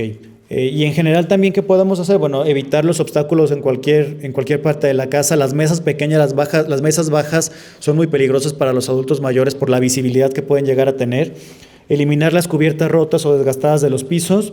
Es bien importante también la parte de las alfombras. En lo personal, retirar los tapetes. Tener una lista de teléfonos de emergencia junto al teléfono, o que en el mismo teléfono tenga guardado el paciente teléfonos de emergencia a quien llamar. Llevar siempre consigo el teléfono celular. Si un paciente usa bastón, es importante mencionarle que lo va a tomar de la mano dominante. Es decir, si el paciente es diestro, va a tomar el bastón del lado derecho. Si el paciente es zurdo, lo va a tomar del lado izquierdo. Pero si el paciente tiene una lesión, por ejemplo, en miembros pélvicos, lo vamos a utilizar del lado contrario. Es decir, si el paciente tiene dolor en la rodilla derecha y tiene debilidad en la rodilla derecha, el bastón va del lado contrario, va de la mano izquierda. ¿Ok? Si existen cables, siempre hay que sujetarlos, como vemos aquí esta cinta, que nos ayuda a que el cable no esté suelto porque nos puede condicionar una caída. Y bueno, con respecto al calzado también es importante tener ciertas recomendaciones, porque digo, a veces también el adulto mayor siempre quiere utilizar o cierta pantufla o cierta chanclita que nos puede condicionar pues una caída, ¿no? Entonces es bien importante que el zapato sea firme, con interior resistente. Nunca hay que comprar los zapatos al final del día. O sea, por ejemplo, si llevamos a nuestra abuelita, a nuestra mamá a comprar los zapatos, idealmente que sea en la mañana cuando no tenga el pie hinchado, porque muchas veces cuando es al final del día ya tuvo retención de líquidos, ya tiene el pie hinchado, a lo mejor compra un número más porque se lo prueba y le quedó el número grande, y ya cuando está al día siguiente que se prueba el calzado le queda flojo, y un calzado flojo también me puede condicionar a una caída. Es importante también mencionarle que no camine descalzo. Siempre es importante mencionarle que tenga su zapato al lado de la cama, o sea, cuando se vaya a levantar al baño, para que siempre utilice el calzado correcto. Evitar, como les digo, el uso de sandalias, el uso de pantuflas, que no tienen un buen refuerzo y no tienen habitualmente la parte posterior del pie, en la parte del talón, no tiene soporte, y pues eso también nos puede condicionar una inestabilidad en el talón y que se pueda esguinzar y se pueda caer. Siempre utilizar zapatos cómodos para caminar. Elegir el calzado de tipo botín puede ser una buena estrategia porque nos da más estabilidad a nivel del tobillo. Evitar los zapatos que tienen suelas blandas, y evitar también los tacones altos que sean mayores de 4 centímetros, y también los zapatos que sean completamente planos, que están muy de moda los flats, que son completamente planos, que no tienen nada de tacón en la parte posterior. Son de los zapatos más inestables que nos pueden condicionar una caída importante en el adulto mayor. Ahora, ¿y qué hacer si ya te presentamos una caída? Bueno, estos pasos están estandarizados, están bien documentados qué es lo que se tiene que hacer si un paciente cae. Primeramente, bueno, obviamente eso se lo tiene que decir antes de que el paciente se caiga. Es un programa que manejamos nosotros en rehabilitación que se llama de prevención de caídas. Primeramente, tranquilizar al paciente y concentrarlo en rodar. Siempre la cabeza tiene que girar al mismo lado que va a girar el cuerpo, y de esta forma se va a aproximar el brazo hacia la rodilla, como para tratar de, o sea, si el paciente está tirado, se pone de lado y junta lo más cercano que pueda la rodilla con la pierna, y de esta forma se va a acercar a un mueble que sea estable, por ejemplo un sillón, si está en el baño al WC, que ya se puede arrastrar hacia esa parte, y de esa parte va a apoyar los antebrazos o los brazos en la parte del mueble o la parte del WC, y de esta forma, ya que esté cerca, va a tomar o va a abrazar, por ejemplo, el WC para poderse inclinar hacia adelante. Si no tiene la fuerza suficiente para poderse subir al WC, esta es una forma en la cual puede quedarse descansando un rato mientras llega la ayuda, porque es importante mencionar que si el paciente permanece mucho tiempo en el suelo, bueno, una de las principales complicaciones que puede llegar a presentar si pasó mucho tiempo en esa misma posición son las úlceras por presión, e incluso puede presentar hipotermia, porque pues el suelo tiene una temperatura diferente a la que el resto del cuerpo va a tener, y se puede enfriar el paciente y le puede dar hipotermia, que es el descenso de la temperatura, ¿no? Entonces, por eso la importancia que salga del suelo, ya sea que se ponga como sea en un mueble o sobre el WC. Ahora, ya que está así, lo más importante es que flexione la pierna que tenga más fuerte, porque siempre tenemos un lado más fuerte que otro. Y ya de esta forma, tratar de que se pueda poner sobre el mueble o sobre el WC. Y ya de esta forma, ya habiéndose impulsado con la pierna fuerte y ya habiendo estado sobre el mueble que va a estar, pues ya pedir ayuda. Ahora, continuando con el tema del manejo y cuidado del paciente, vamos a hablar de las úlceras por presión. Bueno, las úlceras por presión, ¿qué van a hacer? Bueno, van a ser lesiones que usualmente van a estar generadas por presión. Normalmente nosotros tenemos en todo nuestro tejido, incluso en la parte más distal, en la parte más pequeña de nuestro cuerpo, tenemos unos vasos que se llaman capilares. Estos capilares van a soportar una presión normal de 20 milímetros de mercurio. O sea, si yo presiono, normalmente me va a quedar un enrojecimiento y después el enrojecimiento se va a quedar blanco. Eso quiere decir que la presión que estoy apoyando es menor de 20 milímetros de mercurio.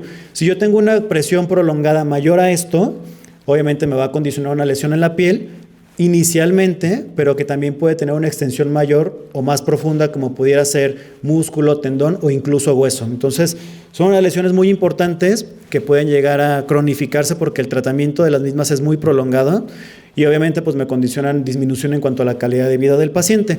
Vamos a tener una clasificación que me las va a graduar por el grado de profundidad que puedan llegar a tener. Es importante mencionar que la piel, así de forma gruesa, presenta dos capas principales. Una es la epidermis, que es la más externa, otra que es la dermis, que es la parte interna, y abajo de esta se encuentra la grasa o el tejido celular subcutáneo, pero más coloquialmente la conocemos como grasa, y dependiendo de la extensión que llegue a tener de profundidad es la clasificación que vamos a tener, que más adelante la vamos a ver.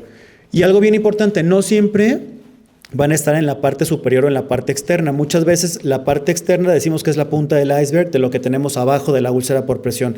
Y ahorita vamos a ver unas imágenes de cómo podemos determinar o cómo podemos sospechar de una lesión profunda. ¿Quién las va a presentar? Bueno, cualquier persona que tenga problemas de movilidad y que tenga problemas en la sensibilidad, o incluso que no tenga problemas de la sensibilidad y que solamente tenga problemas de movilidad. Para llegar a presentar una úlcera por presión, lo que dice la literatura es que debo de dejar de mover al paciente al menos 2 horas para que se pueda llegar a presentar. Idealmente, cuando tenemos un paciente, entre menos sea la superficie corporal que esté apoyada, es decir, si tengo un paciente sentado, tengo menos superficie de apoyo. Si tengo un paciente acostado, como el cuerpo está completo, tiene más superficie de apoyo. Entre menos superficie de apoyo, más frecuente tengo que hacer los cambios de posición porque más presión se va a llegar a presentar porque es más el peso que se presenta por cada saliente ósea. Saliente ósea, por ejemplo, el codo, la parte occipital de aquí atrás, la parte lumbar. O sea, donde tenemos un huesito es donde más se pueden llegar a formar las úlceras por presión. Ahora, tenemos varios factores de riesgo que son importantes para prevenir y para presentar úlceras por presión. La edad es uno muy importante. Entre más joven sea el paciente, menor predisposición tiene de presentarlas. Otros problemas de salud, entre mayores condiciones el paciente tenga, más predisposición va a tener. Si el paciente fuma, sabemos que, como les mencionaba ahorita, ¿por qué se va a presentar una úlcera por presión? Porque yo no tengo una circulación correcta y no tengo una oxigenación correcta en el tejido. Y si yo aparte estoy fumando, sabemos que el tabaco pues, va a impedir que tenga una oxigenación correcta del cuerpo y aparte le sumo la presión, la presión que voy a tener en una saliente ósea, más el tabaquismo que me va a disminuir la oxigenación, pues es un factor de riesgo para predisponer mayormente, ¿no? También la falta de actividad física, por supuesto, si no me muevo, me voy a ulcerar. La humedad de la piel, como les mencionaba, la incontinencia, la maceración va a ser un factor importante para generar úlceras por presión. La aflicción mental, si el paciente tiene deshidratación, si el paciente consume drogas o si el paciente consume alcohol, va a tener un grado de sedación, por consecuencia no se va a mover y se pueden generar más las úlceras. Una mala nutrición, una mala constitución física, también es bien importante mencionar, cuando yo tengo una úlcera por presión, la úlcera va a segregar una secreción, va a tener una secreción. Esa secreción es rica en proteínas, entonces por consecuencia, si tengo un paciente que está mal nutrido y que no tiene un buen aporte de proteínas, pues más va a ser el desgaste que va a presentar porque va a estar tirando proteínas por esa lesión que tiene. El equipo inapropiado o desgastado, si tengo una silla de ruedas que tiene un fierro salido, que tiene el apoyabrazos, ya no tiene el colchón, pues eso me va a condicionar a que pueda tener más úlceras por presión. Lo mismo pasa con los colchones en las camas. Habitualmente si tenemos un paciente con reposo prolongado, más adelante vamos a ver que tenemos ciertos colchones que nos van a ayudar a prevenir estas úlceras por presión. Si el colchón se daña, pues más predisposición puedo tener a llegar a presentarlas. El nivel de conciencia, obviamente, si tengo un paciente con una condición neurológica en el cual el paciente no está consciente, pues va a ser más difícil que se mueva y por consecuente más predisposición. Ahora, ¿dónde van a ocurrir? Bueno, dependiendo, como les menciono, cualquier saliente ósea, cualquier huesito que tengamos va a condicionar, si yo le pongo presión, que me genere una úlcera por presión. Y obviamente si tengo un paciente, habitualmente lo manejamos como crónico, el paciente que ya está sentado, porque obviamente en una etapa aguda casi siempre el paciente va a estar acostado y van a ser diferentes las zonas que se van a presentar cuando estoy acostado a que si estoy sentado. Principalmente si el paciente está acostado se puede llegar a presentar desde la parte occipital, que es la parte posterior de la cabeza, la parte del omóplato, que habitualmente y coloquialmente le llaman paleta, la parte de los codos, la parte sacra, que esa es bien importante tanto en sentado como en acostado, y la parte de los talones. Si estoy sentado, principalmente va a ser la región sacra, y aquí se suma una más, que es la región isquiática. Es un huesito que tenemos a nivel como de la mitad del glúteo. Y también podemos tener en la parte posterior de la rodilla, que se llama hueco popliteo, y así también como en la parte principal, que es la parte talar.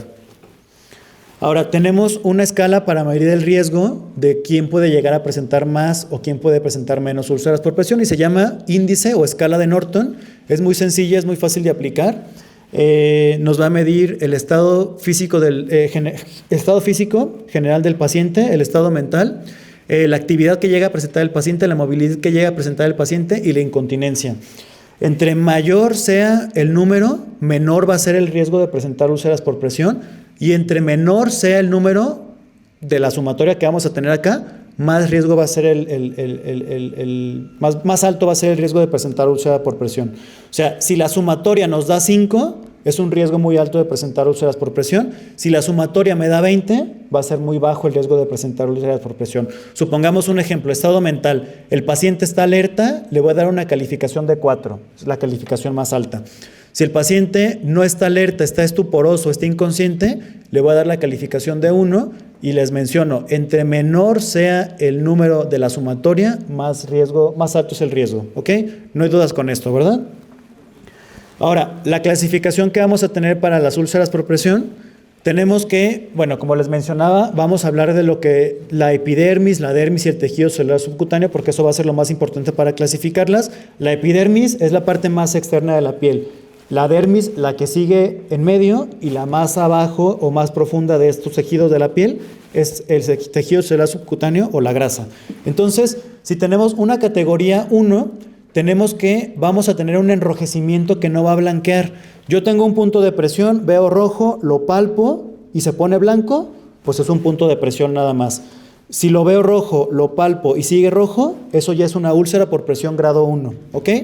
La grado 2 ya tenemos pérdida de la parte más externa de la piel, como les mencionaba, de la epidermis y un poquito de la dermis.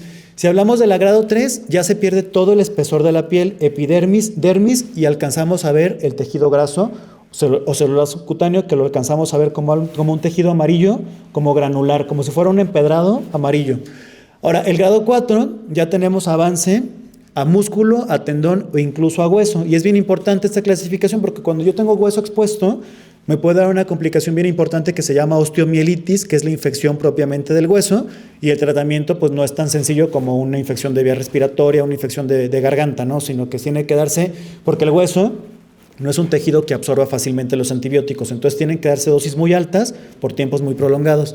Ahora tenemos una bien importante, que es la no categorizable, cuando yo no puedo clasificarla, y muchas veces pasa porque tengo un esfacelo o una escara. O sea, a veces llego con el paciente y veo una costra negra encima de la úlcera, no la puedo clasificar porque necesito retirar primero ese material, esa escara, ese esfacelo que está encima para poder clasificar qué tan profunda está la úlcera. Ahora, también puedo sospechar de que tengamos una lesión profunda, porque a lo mejor yo externamente pues solamente veo enrojecido, pero si aparte tengo una coloración negruzca al lado de lo rojo y tengo dolor asociado, tengo indurado, tengo muy dura esa zona y tengo muy caliente esa zona, me puede hablar de que probablemente hay también lesión en el tejido profundo, no solamente en la parte externa. Y ahorita, para que quede más claro todo esto, vamos a ver unas imágenes. ¿Me pueden apagar la luz si quieren las dos de estas para que se vean mejor las imágenes? Y ahorita, de cualquier forma, en la parte del taller mandamos imprimir unos modelos anatómicos en tercera dimensión para que sea más fácil la identificación. Pero bueno, vamos a verlo también porque esto es real, estas son fotos reales de pacientes. Vemos aquí, al yo hacer palpación de este tejido, el tejido sigue rojo, sigue enrojecido. Entonces me van a ayudar ustedes a clasificar lo qué grado le pondrían a esto, que es tejido rojo, que yo a la palpación sigue estando rojo. Grado 1, claro. Entonces esta es una úlcera por presión grado 1.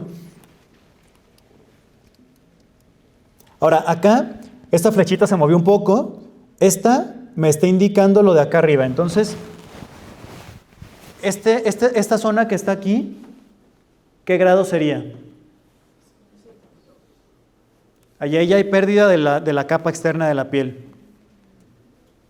Grado 2, por ahí dijeron 2, sí, ese sería un grado 2. Ahora, acá, si se fijan, tengo una coloración un poco más oscura en esa parte. ¿Eso de qué me hablaría? No tanto no categorizable porque no es un esfacelo, no es una escara, pero me podría estar hablando de que hay tejido profundo que está más lesionado, a lo mejor celular subcutáneo, a lo mejor músculo, porque una úlcera no siempre va a ser, o sea, puedo tener una úlcera con varias clasificaciones o varios estadios en una misma úlcera. Entonces aquí ese es el ejemplo. Tengo un grado 2 acá y tengo una no categorizable acá o con sospecha de tejido dañado profundo. Ahora, acá no se aprecia muy bien esto, pero acá tengo un tejido como granular, ligeramente amarillo. ¿Ahí de qué grado estaríamos hablando? Grado 3, ¿por qué? Porque ya está implicando la parte de la grasa, ¿no? Ok. Y acá, por último, ¿qué grado sería? Grado 4. O sea, tenemos exposición de músculo. Eso que tenemos acá no es hueso, es fibrina, pero sí, bueno, está expuesto el músculo. Y si se fijan, también tenemos acá un área sospechosa de ¿qué? De lesión más profunda, ¿no? Porque se ve negro. Entonces, si yo empiezo a desbridar eso con un bisturí, muy seguramente todo ese tejido ni siquiera va a sangrar porque ya es tejido muerto. Y bueno, aquí, ¿esto qué sería? Ahora sí. Ajá. Entonces sería una no categorizable. Yo no la puedo clasificar hasta que quitemos todo ese tejido superficial para ver qué tan profunda puede llegar a estar la úlcera. Y ahora aquí esto, ¿qué pensarían? No está ulcerado como tal, pero ¿qué pensarían? Está negro, está indurado. Fíjense acá cómo se ve una protrusión acá. Está indurado, duele, negro. Podría ser una lesión profunda, ¿no? Ok. Acá nuevamente tenemos, ¿ese qué grado sería? ¿Por qué? Le palpan, sigue estando rojo, no se quita, pero no tengo lesión cutánea como tal, ¿no? Solamente tengo enrojecimiento, palpo, sigue estando rojo, pero no tengo lesión de la piel como tal, ¿no? Y esta, grado 2. Hay mucha confusión siempre con grado 1 y grado 2, porque creen que cuando ya hay lesión de la epidermis, es un grado 1. No. El grado 1 es el enrojecimiento nada más que no se pone blanco. Si yo tengo enrojecimiento y lo palpo y se pone blanco, se llama punto de presión, no úlcera por presión, ¿ok? Y esto sí sería ¿un grado qué? Grado 2. ¿Por qué?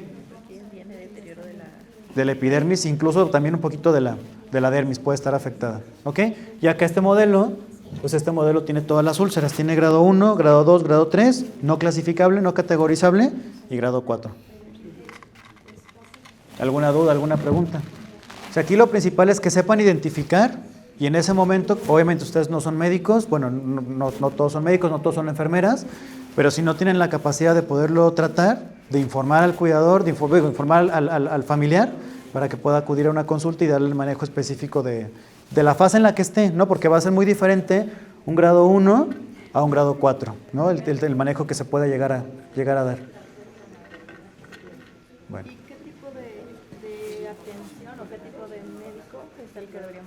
Pues es mucho, mira, te puedes dirigir con un médico, incluso un médico general, podría darte el manejo de las úlceras por presión, puede ser un cirujano.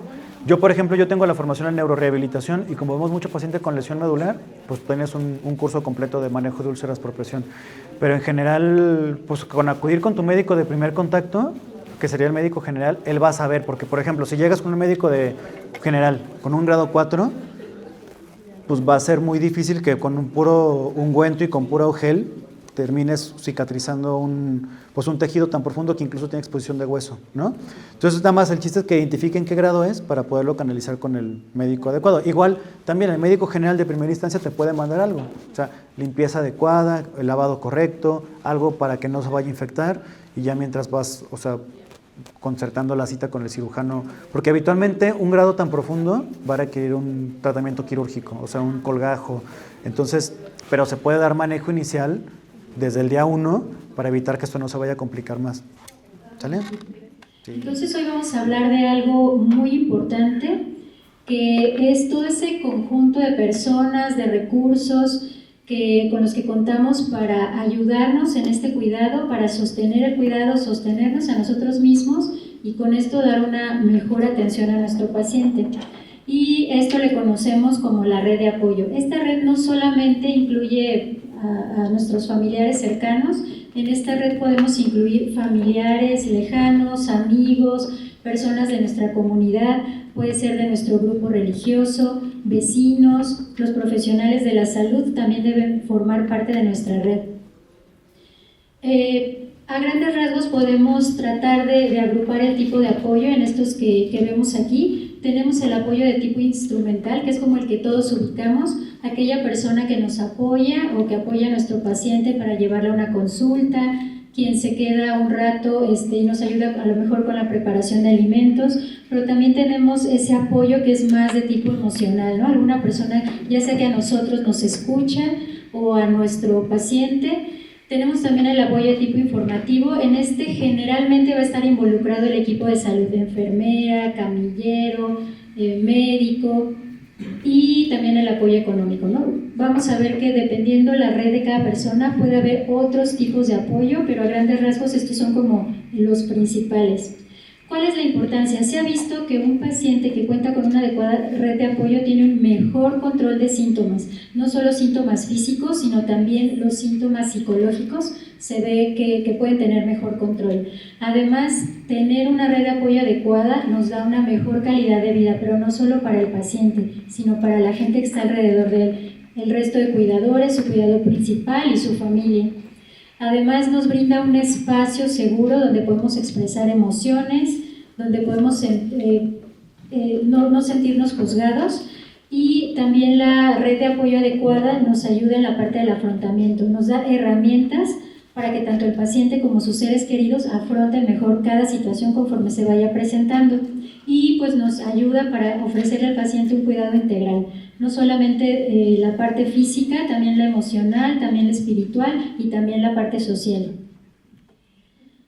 Bueno, ¿qué tal? ¿Verdad que ser cuidador no es fácil? ¿Verdad? Que carga, que darle comer, que prepárale, que organizar los medicamentos, y que tienes que trabajar, y que hay muchas cosas, ¿verdad?, que hacer. Bueno, ustedes tienen en su mano un cuestionario, por ahí sí lo contestaron, les pidieron...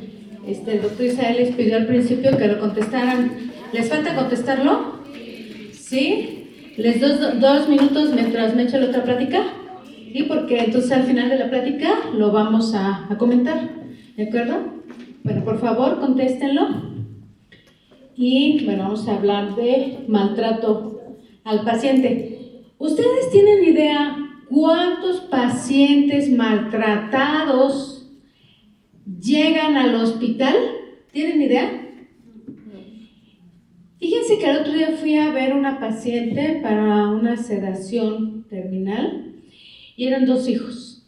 Y una hija me comentó, dice, yo llevaba a mi mamá a cada rato al IMSS y de repente ya nos peleamos mi hermano y yo, y a mí me tocó salir de casa y él se encargó. Y de repente resulta que por azares del destino, la hija regresa a cuidar a la mamá. Y ya el hermano, entre la hermana y él, empiezan a cuidarlos. Pero un día les llega de sorpresa trabajo social en la noche. ¿Qué pasó? Nunca les hablamos. Nada más venimos a ver cómo están las cosas. Porque resulta que la última vez que la llevaron al hospital, la encontraron muy deteriorada. y con algunas escaras y algunos moretones. Entonces sospecharon que esa paciente con demencia y con lesión cerebral tenía maltrato en casa. Y la hija me decía, yo pienso que mi hermano la maltrata. Y entonces, bueno, si tiene moretones, si tiene escaras, ¿crees que las estén maltratando? Probablemente sean las escaras, ¿no? ¿Y qué creen?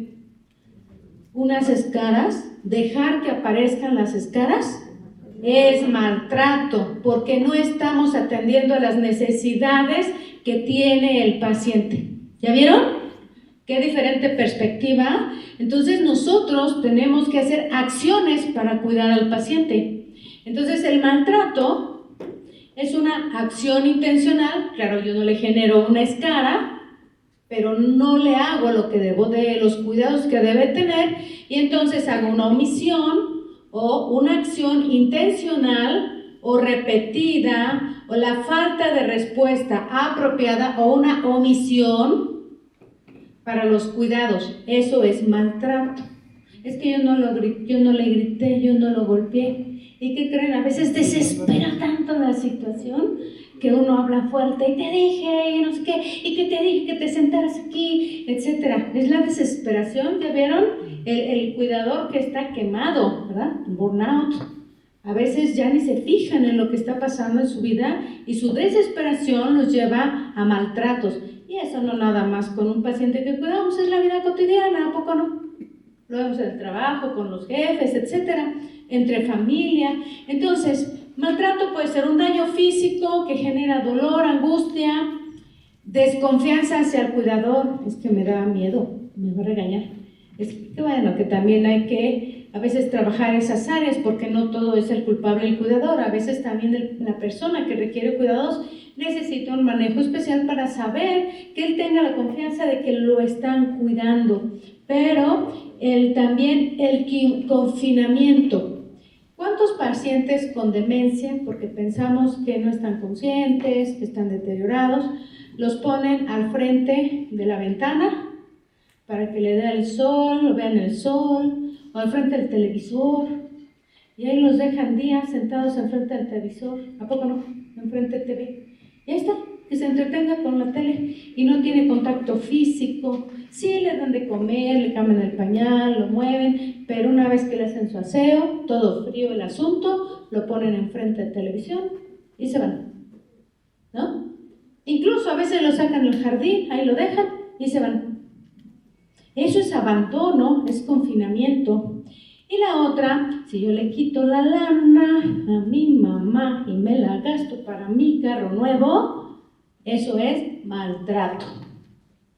Y si soy la cuidadora y préstame una lana, es que mire, no me alcanza, mis hijitos, no sé qué, y ahí está el paciente, ay, pobrecito, y soltando la lana, eso es abuso, y eso es maltrato, ¿sí? Entonces, cuidado, no anden pidiendo prestado, porque los pueden demandar, ¿eh? Entonces, hay tipo de maltrato físico, psicológico, sexual. ¿Cómo? Hay de todo en la viña del Señor, hay de todo, no les digo más. Pero la explotación financiera, ya dijimos, negligencia, violación de los derechos. El paciente tiene derecho a decir qué es lo que quiere, negociar con él. También los factores de riesgo para el maltrato, pues es qué tan deteriorado esté la persona que requiere cuidados, qué tan deteriorado. Pero a veces el deterioro no solamente es neurológico, cognitivo, sino a veces también es psicológico. Hay gente que necesita compañía, amor, etcétera, pues lo manipulan. Aguas. También otro riesgo es el consumo de sustancias, medicamentos. Lo tenemos muy drogado con morfina, pues ni cuenta se dan que les roban las cosas. Pero también hay pacientes que piensan que les roban y no es cierto. Entonces ahí hay que poner cámaras, si se puede. Doctora, no me alcanza ni para la pregabalina. Bueno, pues entonces hay que buscar estrategias, ¿de acuerdo? Entonces cuidado con el maltrato físico porque esta agresión puede generar también incluso una demanda. Si el paciente se pone abusado, la familia se da cuenta, pero a veces también la familia maltrata, genera lesiones y pueden llegar fracturados con escaras, no solo con escaras, fracturados, y eso es muy común que lo vemos en casa. Entonces todo eso, incluso las amenazas, si no te portas bien te voy a meter al asilo, te voy a llevar al psiquiátrico, y eso altera la autoestima. Y pues dijimos el maltrato financiero, cuidado con eso. Entonces, ¿qué tenemos que hacer? Pues primero, en una historia clínica, como profesionales de la salud o como familiares o como cuidadores, hay que tener una historia clínica, incluso integrando estos problemas. El no actuar puede llevar a la persona a daños severos, a fracturas o a la muerte, no nada más a problemas psicológicos. Hay que ser sensibles, hablarlo con la familia, si nos damos cuenta que alguien está maltratando o el mismo familiar, híjole, si el familiar es el que nos está pagando y todavía está maltratando, está más difícil decirle, ¿no? Pero hay maneras, nos podemos asesorar y hay forma de decirlo. Hay que también recomendarle a la persona que está cuidando y maltratando que maneje su estrés. Hay técnicas, las vamos a ver, porque el estrés es el principal que causa estos problemas. Entonces vamos a tener algunas dinámicas ahorita de cómo manejar el estrés cuando somos cuidadores. ¿Bien? ¿Ok? El cerebro está hecho para poder regular la actividad externa de la interna. Es un órgano para promover la adaptación. ¿Ok? Tiene conexiones que vamos a llamar aferentes, es decir, que llevan los nervios o las conexiones del cerebro o la médula a todos los órganos y también a todas las partes del cuerpo. En la aferencia entonces tenemos una conexión que va del cerebro hacia afuera, ¿no? En la eferencia, perdón, en el efector. Lo podemos actuar, nosotros podemos tensar, puede ser consciente o inconsciente. A veces cuando estamos estresados, estamos ejerciendo tensión sobre nuestro cuerpo sin que esto sea necesario. Por ejemplo, si estamos ante una situación de estrés y tenemos que movilizar y además nos están observando, ¿no? Probablemente estamos tensando los maxilares, estamos apretando. Y tal vez estos músculos no nos sirven para realizar o ejecutar la tarea que estamos haciendo. A veces estamos escribiendo, haciendo notas, entregando reportes y tenemos la pierna cruzada, ¿no? Parecemos equilibristas. Pero con los músculos de las piernas no vamos a hacer reportes. Esto se ha cotidianizado, ¿ok? En la eferencia. En la aferencia tenemos la chance de monitorear cómo está nuestro cuerpo y cómo está nuestro organismo. Así que lo que hemos estado haciendo hoy nos lleva a entender que si el cerebro está en medio de la realidad externa, esta que llamamos objetiva y que en algún sentido podemos decir que por convención la mayoría estamos de acuerdo, eso es un poco cuestionable, pero supongamos que sí, y otra realidad interna, que es propiamente lo que yo he construido a partir de la interacción de mi ser con esta realidad externa. El cerebro se queda un poquito en medio, ¿ok? De tal modo que la realidad de mi familiar y la realidad mía son totalmente válidas, aunque no sean iguales. Y ahí es donde comienza todo esto, ¿ok? Nosotros no dudamos de lo que un paciente, un cuidador o un colega pueda decirnos. No es nuestro papel dudarlo o someterlo a esta comparación, a menos, obviamente, que estemos ya en un gremio, en un equipo, ¿ok? Y tengamos como objetivo establecer un tratamiento o un protocolo, ¿ok? Pero de otra manera, si alguien llega y me dice que tiene la razón o que conoce la verdad, pues probablemente sea muy cierto, porque al último es su verdad, ¿ok? Desde esa perspectiva, entonces, manejar el estrés es poder establecer un vínculo o un parecido entre esta realidad interna que yo estoy dibujando, que yo estoy construyendo, y esta realidad externa a la que llamo objetivo, ¿Ok? Si la diferencia entre esta realidad objetiva y mi realidad interna es muy grande, entonces mi adaptación no va a ser tan idónea. Me va a generar una expectativa que no voy a poder cumplir y por lo tanto es muy probable que me cause sufrimiento. ¿Ok? Si la diferencia entre esta realidad interna y esta realidad externa es más cercana, entonces voy a estar más adaptado y el sufrimiento va a ser menor. Regularmente hoy empezamos haciendo un estiramiento porque lo que quería enseñarles es la mayoría de nosotros puede tener distintos niveles para encontrar esta regulación del estrés. Si el asunto es de plano muy duro y entonces yo no puedo regular el estrés, yo no puedo controlarlo porque lo que yo me imagino que es controlar el estrés no se parece a lo que mi cuerpo necesita, entonces en última instancia puedo estirar un músculo, ¿ok? Y ese músculo va a producir una reacción externa, como hemos visto durante toda esta mañana, que va a ser traducido, que va a ser subido por las vías aferentes, va a llevar la información al cerebro y entonces me va a ayudar a comparar una situación de relajación mecánica contra una situación de estrés, ¿ok? ¿Por qué? Porque a veces la vida cotidiana es tan intensa, ¿no? Mi tren de actividad es tan intenso que no me doy el tiempo siquiera de comparar. Lo primero que vale la pena que hagamos entonces al momento de regular el estrés, al menos en esta pausa, es en alguna forma establecer entonces a qué le vamos a denominar estrés y a partir de ello cómo nos vamos a regular. Ahora, voy a pedirle a todos, otra vez con los pies sobre el piso, que puedan imaginarse o que puedan percibir cómo se encuentra, o que localicen con su mente, cómo se encuentra el dedo gordo de su pie izquierdo. Por favor, pongamos a trabajar este cerebro en identificar el dedo gordo de su pie izquierdo. Es más, ahora imaginemos que podemos percibir la piel debajo de ese dedo gordo, ¿ok? ¿Cómo se encuentra la piel? Percibamos la piel o la planta del pie de ese pie izquierdo y ahora del pie derecho.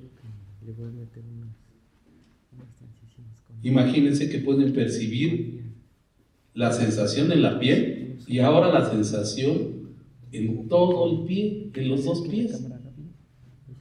Esto se llama interocepción. El cerebro lo hace porque tiene esta función de identificar cada una de nuestras partes del cuerpo, ¿ok? Ahora imaginen que pueden subir esta sensación que han identificado por pantorrillas, espinillas, piernas, muslos, cadera, cintura, espalda baja, espalda alta, abdomen, pecho, hombros, brazos y antebrazos. Y ahora deténganse un poco, hagan una pausa al identificar la garganta, la nuca, el rostro y el cuero cabelludo. Este último ejercicio nos ha llevado aproximadamente 2 minutos. ¿Cómo se siente su cuerpo después de hacer un monitoreo? ¿Notan algún cambio? Cuando nosotros estamos cuidando, a veces no podemos detenernos. Percibimos el estrés, percibimos el cansancio, pero no podemos decir, a ver, espérame, ahorita te muevo porque ya me cansé y voy a restaurar. Esto se llama mindfulness informal. Es enfocar la atención en nuestro cuerpo. Yo puedo seguir haciendo mis tareas, me siguen escuchando, pero ya promovieron un estado de relajación. ¿Ok? Es importante entonces, en todo lo que vamos a revisar hoy ¿se acuerdan que al principio les decía, nadie da lo que no tiene? O sea, yo puedo estar enfocado en dar la mejor calidad de mi atención, de mi cuidado, pero no me estoy cuidando a mí. ¿Por qué? Pues porque mi tarea es cuidar al otro. Y entonces, ¿cómo voy a dar lo mejor de mí si no me estoy restaurando, si no estoy durmiendo, si no estoy descansando, si no estoy comiendo? ¿Cómo puedo dar lo mejor de mí? Por muy buena que sea mi intención, es muy probable que lo que salga de mí no sea de la calidad que se necesite. Y a la larga, como lo veíamos en el burnout, a la larga, si nosotros no restauramos, entonces esto no va a funcionar para nadie, ¿ok? Entonces empezamos con esta pausa solo para enseñarles que todos tenemos las herramientas con las que podemos promover nuestro autocuidado. No es necesario tener un espacio, no es necesario ir al yoga, no es necesario de repente salir, podemos promoverlo dentro de nuestros propios espacios. ¿Dónde comenzó todo este asunto de los cuidadores y todo este asunto de lo que estamos hablando hoy? Pues es sencillo. Cuando estábamos iniciando el siglo, nosotros nos dimos cuenta que aquellas enfermedades infecciosas para las que se nos había preparado ya no iban a ser las que reinaran en este siglo. ¿Ok? ¿Qué eran las enfermedades infecciosas? Pues las atacábamos con vacunas, con campañas, etcétera, pero eran temporales. Entonces atacábamos, sobre todo con atención farmacológica, y se acababa. ¿Ok? Pero nos dimos cuenta que había una pandemia, incluso anterior que la de COVID, y era la de las enfermedades crónicas de la edad adulta. ¿Ok? ¿Qué implicaba? Bueno, que las personas íbamos a estar enfermos más tiempo, que no iba a bastar solamente con la atención farmacológica, que además esto implicaba un gasto enorme, no solamente para el sistema de salud, sino para las familias, y que no estábamos preparados para convivir con una sociedad más enferma. ¿Quiénes participan en este grupo? Bueno, la comunidad, por supuesto, las familias, los profesionales de salud, porque tenemos más de 2 décadas, ya casi 3, tratando de prepararnos para poder abordar esta situación. Creo que los esfuerzos todavía son insuficientes, pero nos estamos montando en este rollo de poder ayudar, de poder acompañar y de poder promover, y por supuesto que existan espacios para poder hacer esto, porque nosotros podemos crear cursos, pero si no se nos da el espacio para acercarnos a la comunidad, si no se nos da el espacio para capacitar a quien en realidad lo necesita, pues se queda justo en este proceso, ¿ok? Vamos a hablar de la comunicación, porque además esto es cotidiano, ¿no? Nosotros damos por hecho, o sea, si nosotros ya aprendimos, somos los profesionales de la salud, nos encargamos de cuidar, pues ahora hay que cuidar, ¿no? Pero ¿qué creen? Que en este asunto del cuidado hay una interacción con otro ser humano, por eso comencé hablando de la realidad. Una cosa puede ser lo que yo creo que está bien, y otra muy diferente la que la persona, mi compañero, a quien estoy cuidando, piense que está bien. Y como les dije al principio, los dos tienen razón. Entonces el asunto del cuidado es entender que necesitamos construir puentes de comunicación. ¿Para qué? Para que el mensaje sea adecuado. Pues la comunicación, ustedes ya se la saben, es enviar un mensaje por medio de un canal, de un emisor o un receptor, ¿ok? Y que asegurarnos de que la información, en teoría la información que estamos enviando, llegue de la manera más adecuada. Está fácil, ¿no? Pero ¿saben ustedes que lo que pensamos que vamos a decirle a las personas, regularmente solo llega en un 20% de lo que queríamos decirle? ¿Por qué? Pues porque hay muchos obstáculos. En principio a veces no sabemos si la manera en que yo estoy hablando, la forma en que yo me comunico, las palabras que estoy eligiendo, en realidad las entienden los demás. Si yo la entiendo, entonces doy por hecho que el otro la entiende. Pero ¿significa lo mismo? Ese es el primero, ¿no? Tenemos nuestros propios códigos. A veces no organizamos la información y parece que todo lo que estamos compartiendo para mí tiene sentido, pero el otro no tiene ni la menor idea de lo que estoy diciendo. ¿Qué más? A veces creemos que si yo doy el inicio de la oración, yo tengo que cuidar, entonces el otro ya sabe que es cuidado. Le voy a cuidar, ¿está de acuerdo? Sí. Es más, bien sencillo. ¿Cómo se sienten hoy? ¿Ven? Todos estamos bien, entonces ¿para qué estamos aquí? ¿Se dan cuenta? Entonces, en estos metalenguajes, en estas frases incompletas, a veces damos por hecho que el otro, la doctora hablaba hace un ratito de comprender, ¿no? Observa, escucha, mira, y entonces haz un veredicto a partir de ello. No solamente Y digo, esto es real, ¿no? Vamos a visita piso y ¿cómo está el paciente? Bien. ¿Tiene dolor? No. Y entramos y estás desencajado y le duele un poquito. Un poquito le duele muchísimo, ¿no? Aguantarse el dolor, por ejemplo, no es una opción. Hay alternativas. Pero a veces también nosotros en nuestra cultura creemos que tenemos que aguantar el dolor y que cuando ya no lo aguantemos es cuando tenemos que pedir ayuda. Eso es cultural. Aunque a lo mejor ni escuche, quiero que me platiquen cosas, ¿no? El día a día. Quiero que no me insistan en comer, porque yo en mi vida nunca he sido buena para comer, entonces que no me obliguen a comer, por favor. Quiero que me tengan música y flores, porque toda la vida ha sido así. Donde ellas dispongan que esté, ¿no? Quiero que estén conmigo lo más cerca que sea posible. Quiero que me muevan cada rato, porque creo que la movilidad es lo que más se pierde y yo soy una mujer muy activa y si me quedo media hora, 2 horas, me entumo. Entonces quiero que me muevan, ¿no? Quiero que mi funeral le avisen sobre todo a mis pacientes y amigos y la familia que quiera, no es tan importante. Quiero que me cremen y las cenizas las pongan donde ellas quieran y como son 2, pues que las dividan entre 2, ya sea en una planta donde ellas estén, pero que ellas lo decidan, ¿no? Y bueno, que sobre todo eso, ¿no? Que ellas decidan todo y que no sea una voluntad que ya no voy a vivir. Ya. Muy bien, felicidades. No cualquiera, eso es de valientes, ¿verdad? Eso es de valientes. Pero no quiere decir que el que no lo comentó no tenga deseos o no sea valiente, porque seguramente va a mejorar su lista. Y lo más importante es que esta lista ustedes la vayan trabajando, la vayan perfeccionando, pero la vayan compartiendo con la gente que está a su alrededor. Hay que compartirla. Y se vale cambiar de opinión, porque qué tal si al rato no quiero que me muevan porque tengo mucho dolor, ¿verdad? En el momento también pueden ir cambiando las cosas y se vale. Pues entonces yo les voy a pedir un favor, como ya todos hicieron su cartita,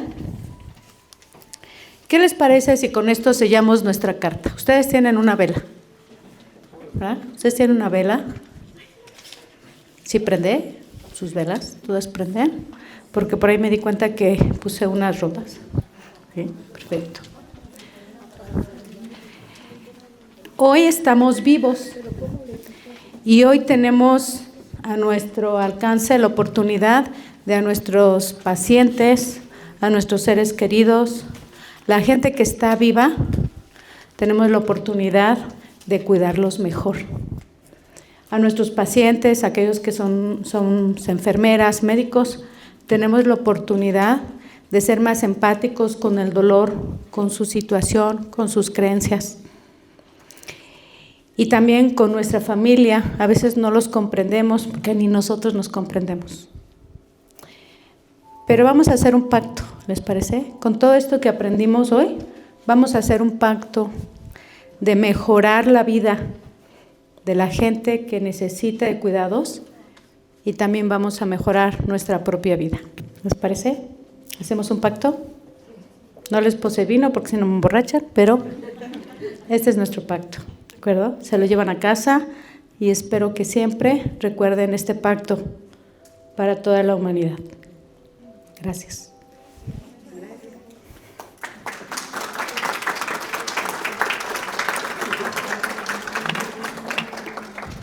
Bueno, como ven, somos un grupo multidisciplinario. No soy yo, somos todos y ustedes están incluidos.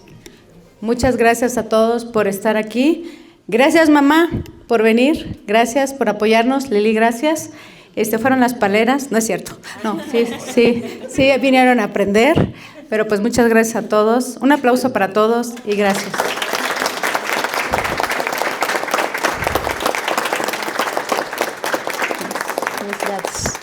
Bueno, pues a todos a lo que sigue, ¿no? No sé si van a trabajar, no sé si van a sus casas, pero feliz regreso y que les vaya bien con todo el tráfico, ¿verdad? Y por favor, háganos el gran honor de escanear el código para calificarnos. Gracias.